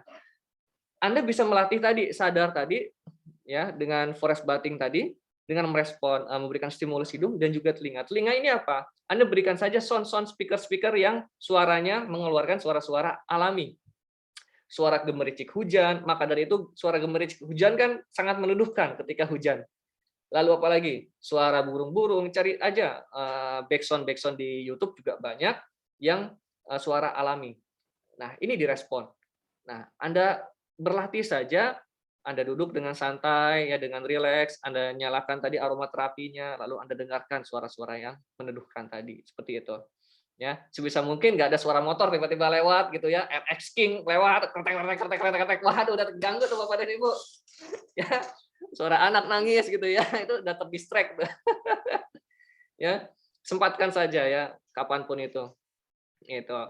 Dan kalau apa namanya, cari pewangi-pewangi, carilah pewangi-pewangi yang alami, yang sereh mungkin gitu ya, yang bisa memberikan stimulus terhadap hidung kita. Hidung dan telinga. Kalau mata kan bisa ditutup, Anda bisa rileks gitu, dengarkan suaranya sambil Anda hirupkan. Seperti itu. Dan ternyata ada dari penelitian yang tadi tuh mengenai sel NK, di bawahnya ternyata saya baca, apakah penelitian ini berpengaruh juga terhadap seseorang yang tidak di hutan. Nah, akhirnya ditelitilah beberapa sekelompok orang dibawa ini ke hotel, sebuah penginapan, yang dia nggak keluar kemana-mana. Namun distimulus dengan apa? Aromaterapi dari aromaterapi dari pohon hinoki tadi, lalu juga pendengarannya enggak, yang penting dari hidungnya saja yang diberikan stimulus. Ternyata kurang lebih hasilnya sama dengan yang dia berada di hutan beneran. Seperti itu, ya. Kadar gulanya menjadi lebih stabil, lalu tekanan darahnya juga stabil, semuanya jadi lebih stabil. Oke, maka dari itu Bapak dan Ibu, kalau nggak sempat Bapak dan Ibu ke hutan, ya Bapak dan Ibu yang bawa hutannya ke rumah. Ya, bisa dengan pemandangan-pemandangan yang tumbuhan-tumbuhan Bapak dan Ibu tanam di rumah seperti itu. Dan ternyata Bapak dan Ibu, orang yang ketika dia di rumah ataupun dimanapun mempunyai kebiasaan merawat sesuatu, mempunyai harapan hidup lebih panjang dibandingkan yang tidak ngapa-ngapain. Ya, ada sebuah penelitian di sebuah rumah sakit yang dia di kamarnya ini ada yang diberikan tanaman, ada yang enggak. Ternyata yang diberikan tanaman ini punya harapan hidup lebih panjang. Gitu, ya. Banyak sekali kisah-kisah yang di mana ketika kita merespon sesuatu dari penglihatan ataupun dari pendengaran ataupun dari penciuman, ya ternyata punya sesuatu efek yang luar biasa terhadap tubuh kita. Ya, seperti itu Bapak dan Ibu. Oke. Itu mengenai Shinrin-yoku Bapak dan Ibu. Ada pertanyaan sampai sini Bapak dan Ibu? Sebelum ini yang terakhir, ada pertanyaan? Pak Jun? Citayam masih banyak hutan nggak Pak Jun?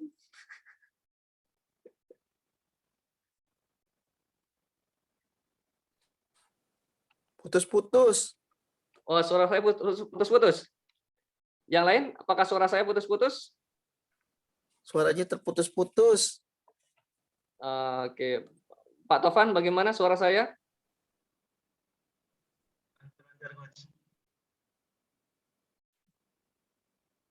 Pak Pace, monitor Pak Pace. Hilang-hilang, putus-putus nih. Oh, hilang-hilang. Sebentar. Semoga bisa lebih stabil. Oke.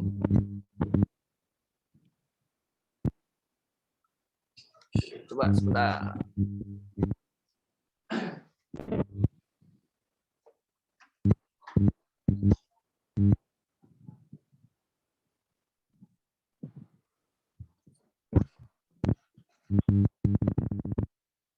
Oke, monitor Bapak dan Ibu. Sinyalnya kali suara putus-putus. Seperti inilah kita menikmati online. Sudah? Siap. Alhamdulillah. Oke. Ada pertanyaan sampai sini Bapak dan Ibu? Iya, yang tadi gimana sebelum masuk ke cara perbesar wadah membuat saya rezeki. fokus? Saya paling sulit fokus ini, Coach. Oh, Bapak paling sulit fokus. Iya, saya udah berkali-kali pernah ikut hipno juga nggak sukses amat itu. Oke, nggak apa-apa Pak. Dilatih kondisi hipnosis nanti Pak. Dilatih kondisi hipnosis nanti di luar dari sesi ini bisa chat ke saya Pak. Kita berlatih sesi hipnosis, kondisi hipnosis. Jadi memang ada orang-orang yang perlu sebelum diterapi dia perlu dilatih untuk masuk ke kondisi hipnosis Pak. Gitu. Ya. masuk ke kondisi hipnosis ini, kadang orang beranggapan bahwa kondisi hipnosis orang itu nggak sadar. Kalau nggak sadar itu tidur, Pak. Ya, kondisi hipnosis ini masih sadar, Pak. Ya, namun sangat rileks, sangat nyaman. Gitu. Ya, nanti kita di luar dari sesi ini bisa diskusi, Pak, mengenai bagaimana sih bisa fokus dan sebagainya. Ya, salah satunya bisa Bapak latih nanti dengan tadi, Pak, kondisi sadar, Pak. Bapak tarik ketika Bapak fokusnya sedang kemana-mana, sadarlah bahwa Bapak sedang di kondisi saat ini. Sadarlah saya sedang membawakan materi.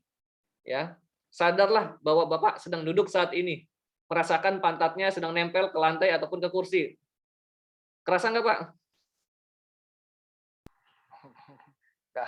Nah, itu. Kadang, Pak, ini hal sederhana ya. Itu dia kenapa? Normalnya manusia hanya bisa merespon informasi itu 5 plus atau minus 2. Ya, 5 plus atau minus 2. Maksudnya apa? Kita sekarang fokus, Anda mungkin fokus dengan suara saya, namun Anda ternyata tidak merasakan bahwa pantat Anda sedang duduk di kursi saat ini. Anda mungkin nggak sadar bahwa sekarang ruangan Anda sedang panas saat ini, atau sebagainya. Nah, ada stimulus-stimulus yang lain dari luar yang tidak Anda rasakan, karena Anda sebenarnya sedang fokus terhadap suara saya.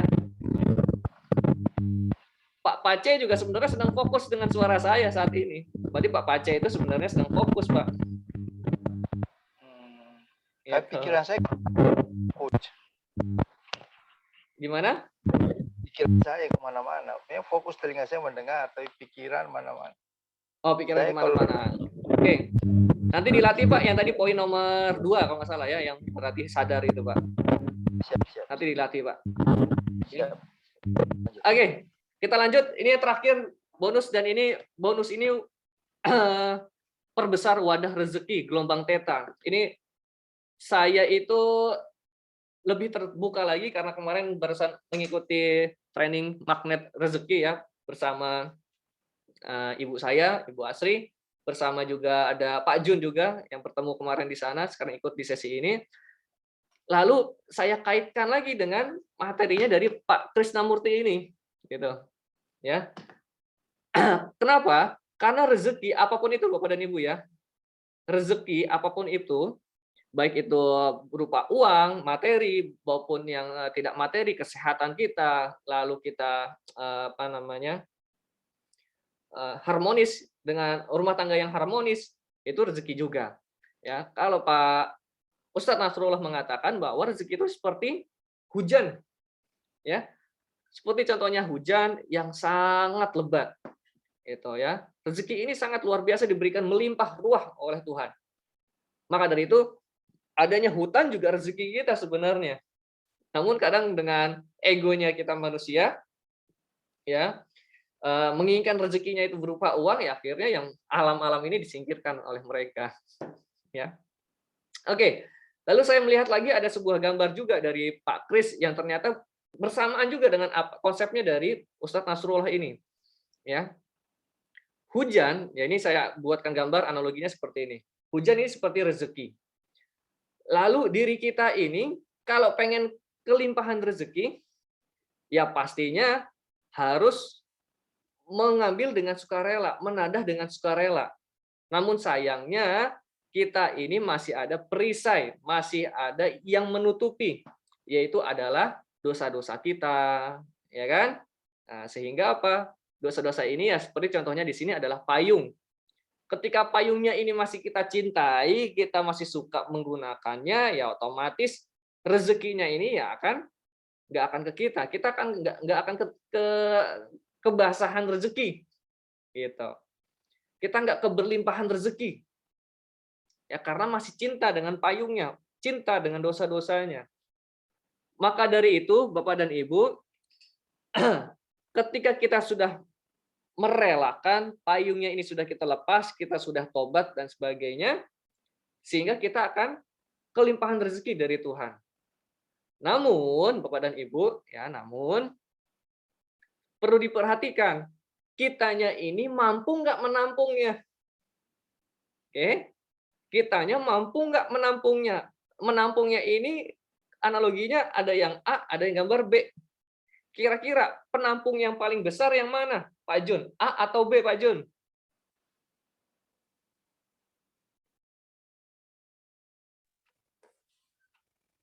Pak Jun, monitor.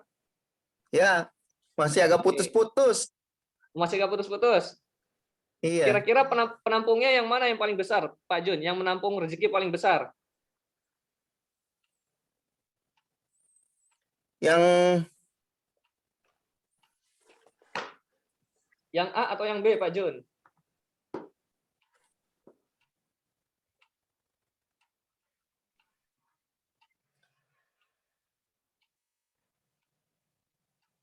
Yang mana? Ini kan ada hujan dari atas. Nah, lalu ada dua orang nih, ada si A dan juga si B. Nah, kira-kira A atau B yang menampung hujan lebih banyak?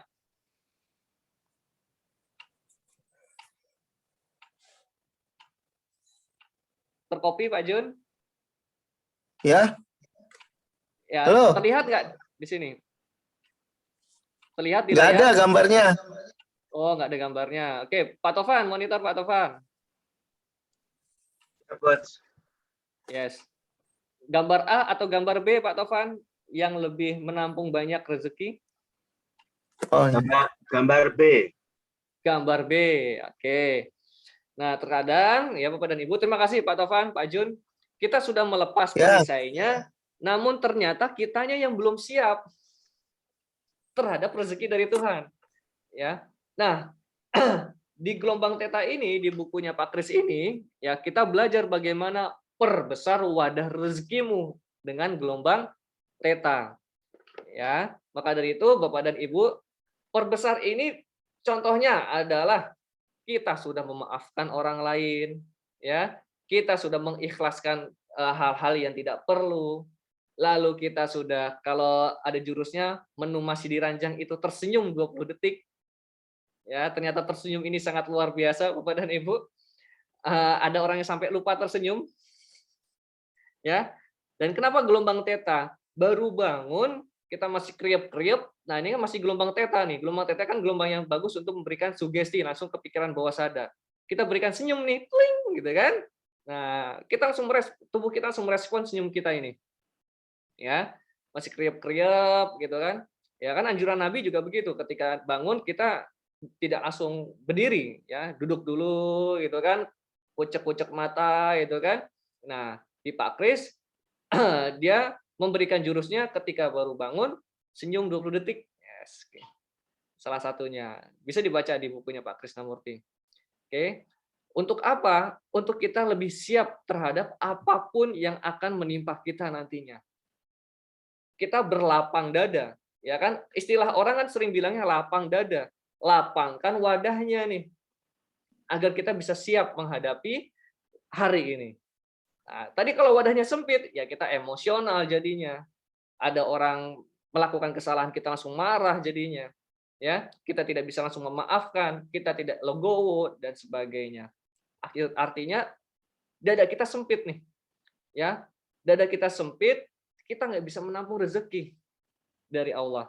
Kita nggak bisa sadar melihat peluang-peluang. Kalau kata Pak Kris, sinyal-sinyal hoki. Gitu ya.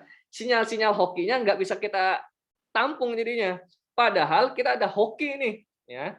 Kita ada keberuntungan, kita ada rezeki dari Allah yang sangat luar biasa. Namun karena tertutupnya kita, ya ini udah sangat kronis berarti kalau udah ketutup tuh Bapak dan Ibu. Mata kita sudah tertutup, pikiran kita sudah tertutup, hati kita sudah tertutup, ya sudah, rezeki yang dari manapun kita sudah kebasahan, kita nggak berasa. Ya, kita nggak berasa. Karena apa? Penampungnya ini ketutup, nggak bakal masuk udah. Gitu. Makanya penampungnya dibuka, lalu penampungnya diperbesar. Agar apa? Agar kita bisa menampung lebih banyak rezeki dari Tuhan. Seperti itu. Ya. Menunya, nah macam-macam nih. Menu masih diranjang, ya. Sarapan oksigen. Nah, kadang kita nggak sadar kalau kita lagi napas. Ya, napas aja kita nggak sadar. Padahal kita juga harus sadar bahwa apa? Bahwa kita pun menghirup oksigen ini ya dari atas izin Allah. Kita masih diizinkan, masih diranjang. Alhamdulillah nih masih bangun nih. Kadang kita nggak sadar. Alhamdulillah masih bangun, masih bisa napas. Sarapan oksigen. Tarik napas yang dalam, ya tadi hembuskan lagi. Ada beberapa cara untuk sarapan oksigen, ya. Lalu ketika waktu mandi, sapa-sapa. Ini barusan saja saya bikin konten nih, sapa-sapa ini, dan ternyata dapat respon luar biasa dari orang-orang. Sapa-sapa. Kita sering menyapa orang, bahkan kita merasa senang kalau kita disapa. Benar nggak? Ya. Kita saja merasa senang kalau disapa, apalagi kalau tubuh kita ini apakah sudah kita sapa atau belum. Terima kasih mata, ya hari ini sudah bangun, ya semoga hari ini bisa bekerja sama dengan baik. Ketika mandi sambil kita sapa-sapa, gitu, sambil kita bersih-bersihkan, ya. Simple padahal, namun ternyata kadang gini, Bapak dan Ibu. Kadang saya tidak berani untuk memberikan sebuah workshop ataupun training kalau saya nggak bisa belum menemukan saintifiknya atau hal yang ilmiahnya itu dari mana gitu. Pertama kali disampaikan oleh Pak Kris, jujur saya dalam hati masa sih bisa gitu. Sehingga akhirnya saya bukalah cari-cari sebuah artikel-artikel yang di mana ternyata sapa-sapa ini ya luar biasa, senyum luar biasa, sarapan oksigen luar biasa, bersih-bersih. Contohnya saja beberapa hari yang lalu saya menemukan artikel bahwa orang yang kecenderungan dia bangun tidur, merapihkan tempat tidur, mempunyai pekerjaan yang lebih terorganisir dibandingkan orang yang ketika bangun ya sudah begitu saja, yang jarang bersih-bersih dan sebagainya. Gitu. Kalau yang diteliti ini adalah orang yang bangun tidur langsung merapikan tempat tidur. Ya ternyata bersih-bersih ini pun juga luar biasa, gitu secara keilmuannya, gitu Bapak dan Ibu. Lalu menu sehari-hari ketika di luar ngangguk-ngangguk, nah angguk-angguk ini kan memberikan respon terhadap orang lain, puji-puji, memuji orang lain, hahaha, ya ketawa, makasih-makasih, kadang kita lupa nggak bilang makasih, tepuk orang lain, memberikan respon terhadap diri kita, terhadap orang lain dengan kinestetik, tepuk-tepuk, ringan-ringan untuk memberi, bersedekah, kan ini membuka peluang rezeki, Bapak dan Ibu. Benar nggak Pak Jun? Ketika kita ringan untuk memberi, nah ini kan membuka juga peluang untuk rezeki. Ya, kalau Ustadz Nasrullah mengatakan bukan kita yang mendatangi, tapi rezekilah yang datang ke kita karena kitalah magnetnya. Gitu. Tulis apa yang perlu ditulis, misalnya rencana, ya ikhlaskan apa yang mungkin tadi tidak terencana dengan baik. Nah ini ada lagi caranya cara Pak Kris motret foto-foto diberikan kata-kata yang indah, ya lalu rapi-rapi lagi di rumah.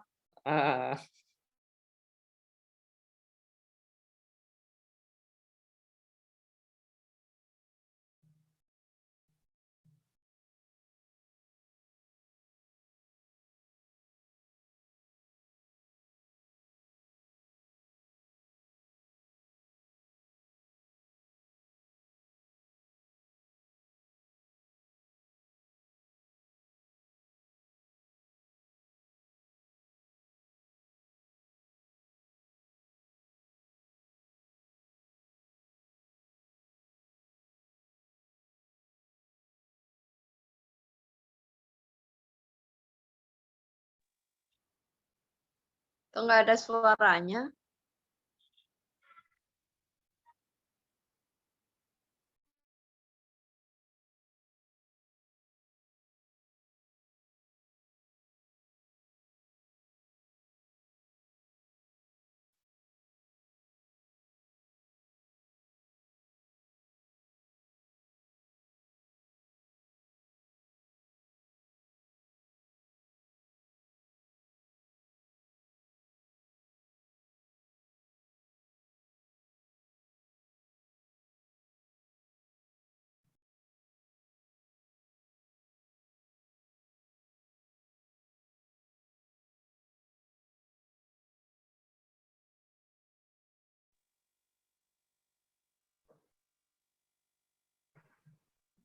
Halo. Oke, sorry. Oke, Bapak dan Ibu, sampai sini ada pertanyaan? Pak Tovan? Ya, aman, Coach, aman. Lanjut. Monggo silakan Pak Tovan, kalau ada yang mau disampaikan.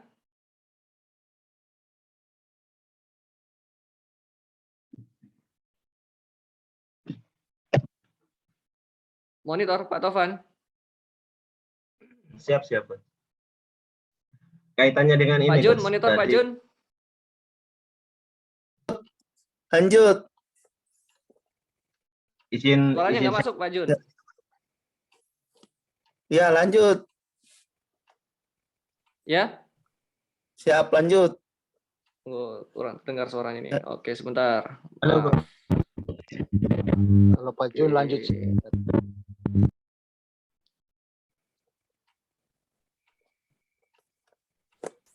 Pak Jun, monitor. Ya, lanjut. Siap. Sebentar Pak. Oke.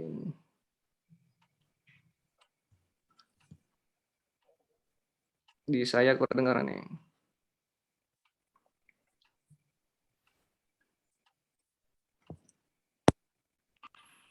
Oke, monitor Bapak dan Ibu, suara saya kedengar? dengar. Ya, Oh, oke, jelas. siap. Nah. Sorry, kesalahan teknis tadi. Pak Tovan, gimana? Ada yang mau disampaikan? Sorry. Ya, Coach. Kaitannya dengan apa istilahnya ya? Pikiran negatif yang selalu menempel tadi ya. Ke dalam kehidupan atau dalam sehari-hari kan tidak harus dalam meditasi ya. Kita memfokuskan diri. Kan setiap harinya pun sama. Untuk fokus pada saat ini. Seperti itu kan, Coach? Betul. Nah, seperti ini. Tapi kan kadang pikiran negatif itu lebih banyak menempel daripada yang positif. Karena memang kalau pernah yang saya baca dulu di Pak Krishna itu apa namanya? Kalau nggak salah amigdala. Kalau nggak salah amigdala apa gitu. Ya, kayak seperti itu. Ya. Nah, saya kadang kesulitan menggunakan istilah-istilah kalimat positif, Coach. Dalam istilah psikologi atau dalam ilmu jiwa ini kan. Kalimat-kalimat positif itu. Mungkin kalimat batasannya ataupun kalimat sederhananya untuk kalimat-kalimat positif itu. Nah, kadang kita memaknai ini kalimat positif, ternyata kalimat negatif. Nah, alam bawah sadar kita itu memaknai itu negatif. Ada petunjuk nggak kalimat-kalimat positif yang mudah aja lah kalimatnya. Yang sekiranya umum untuk kita semua ini. Siap. Makasih, Coach. Terima kasih Pak Tovan. Ini alhamdulillah juga kemarin Ustadz Nasrullah juga ada jurusnya namanya disiplin kata. Contoh misalnya ketika lagi macet bilangnya tidak lancar, ya. Lalu rumah sakit, rumah sehat. Terus misalnya kalau saya dengan anak ya, kebetulan kemarin sering ini dulu ketika anak saya manjat-manjat naik tangga dulu pas belajar masih jalan gitu. Orang lain bilangnya awas jatuh. Nah, saya katakannya hati-hati. Agar apa? Agar dia lebih concernnya ke hati-hati, bukan ke jatuhnya. Gitu. Nah, ini permainan-permainan kata ini memang sebenarnya sangat luar biasa juga. Kayak tadi macet, tidak lancar atau belum lancar karena otak kita memang tidak bisa tidak merespon kata tidak, kata jangan itu. Jadi carilah kata-kata yang lebih mengarahnya ke lebih yang positif. Ya. Terus apalagi misalnya ya, ketika jangankan hal-hal contoh hujan, Pak. Ya. Contoh hujan. Ketika lagi hujan, apa respon kita, Pak? Kita nih mau pergi keluar. Terus hujan. Bagaimana respon kita, Pak?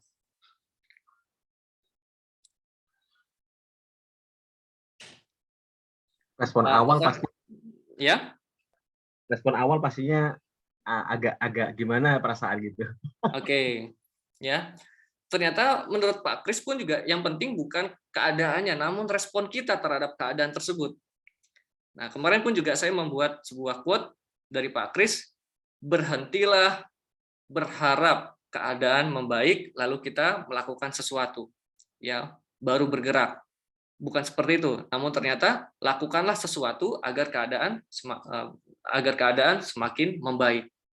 Ya, sekali lagi, lakukan sesuatu agar keadaan semakin membaik.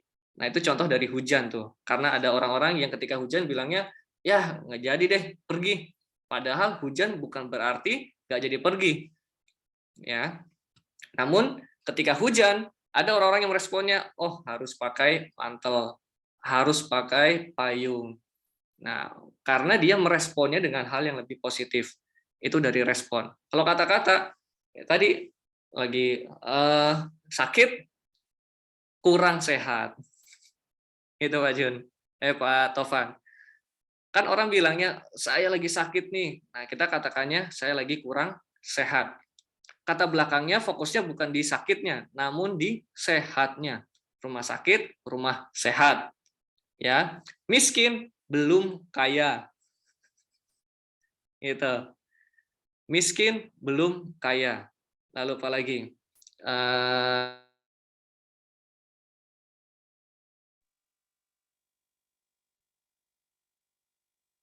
Hilang suaranya. Oke, Bu. Udah masuk? Recording in progress.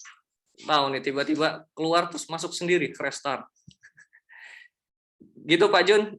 Pak Tovan, monitor. Siap, terima kasih. Nanti saya coba share juga ya, yang saya dapatkan juga dari Ustadz Nasrullah, itu juga bisa jadi panduan kita juga Bapak dan Ibu mengenai disiplin kata. Saya juga sedang mempelajari hal itu, membiasakan lah. Ya, karena intinya sekali lagi, ketika kita bisa merasakan hal dari masa lalu ke masa kini.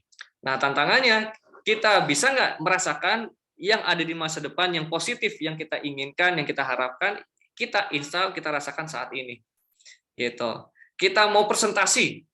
Nah, ada rasa kecemasan, ada rasa ketidakpedean. Nah, itu kan berarti yang ada di masa depan, namun yang negatifnya. Nah, kita harus bisa menantang diri kita untuk memikirkan dan merasakan bahwa presentasi kita itu berjalan dengan lancar. Ya, paparan kita berjalan dengan lancar. Nah, itu tantangannya. Saya bilang tantangan kenapa? Karena setiap orang pasti mempunyai kadar tertentu untuk menguasai hal ini. Gitu. Dan ini memang perlu dilatih untuk berpikir dan merasakan hal yang ada di depan yang positifnya, bukan yang negatifnya. Negatif ini yang cemasnya, yang kita tidak inginkan, ketidakpercayaan diri kita dan sebagainya. Nah, itu tantangannya, Pak. Gitu. Oke, Pak Tovan, clear Pak Tovan? Terima kasih. Nanti saya share ya. Nanti saya share, insya Allah. Pak Jun? Siap. Pak Jun, monitor? Ya, siap. Oke, nanti diskusi lagi nih mengenai bukunya. Kan kalau Pak Jun baru dapat, ya. Ya. Dilakukan tuh bisa Pak Jun. Nanti Pak Krisna ini kadang suka mendadak untuk memberikan memberikan seminar ataupun memberikan diskusi lewat Zoom. Ya, ada yang diskusi lewat Zoom ini hanya khusus untuk life coach-nya atau resellernya saja. Ada juga yang memang dibuka untuk umum. Nanti Pak Jun silakan join, ya. Diskusi dengan Pak Krisnamurti, gitu. Oke, Ibu ada pertanyaan, Bu Asri?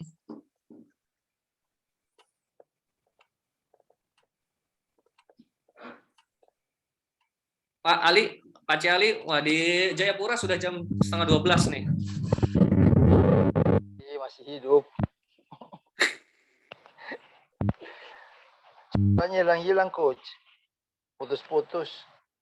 Ya kita nikmati Pak. Seperti ini ya, online ya. Namun dikasih putus-putus.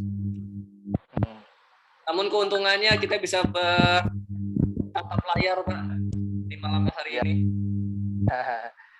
Bilang aja jaringannya kurang bagus. Sinyalnya kurang bagus. Terima kasih Bapak Cali. Oke, Ibu ada pertanyaan Bu? Bu Asri? Enggak, udah mantap. materinya. Wow. Luar biasa. Oke, Bapak dan Ibu, sebelum kita bubar, kita foto terlebih dahulu. Sebelum kita sudahi, kita foto terlebih dahulu. Pak Maman, sudah sampai rumah belum nih ya? Pak Tovan, boleh dibuka dulu layarnya. Bisa, Pak Tovan? Mohon maaf coach, pakai PC saya. Oh, oke, siap. Oke, kita foto terlebih dahulu ya. 1, 2, 3. Oke, sekali lagi. 1, 2, 3. Oke, mantap. Terima kasih Bapak dan Ibu semuanya. Semoga apa yang saya sampaikan bisa bermanfaat dan bisa diaplikasikan. Jika ada yang mau dipertanyakan nanti di luar sesi ini, dipersilahkan saja. Ya, Pak Jun, Pak Tovan, terima kasih. Pak Maman, Ibu Asri, Pak Pace yang dari Jayapura, luar biasa semangatnya. Terima kasih sekali lagi. Wabillahi taufiq wal hidayah. Assalamualaikum warahmatullahi wabarakatuh. Waalaikumsalam warahmatullahi wabarakatuh. Terima kasih coach, terima kasih. Ya. Terima kasih, Coach. Waalaikumsalam warahmatullahi wabarakatuh. Makasih. Terima kasih semuanya. Izin keluar.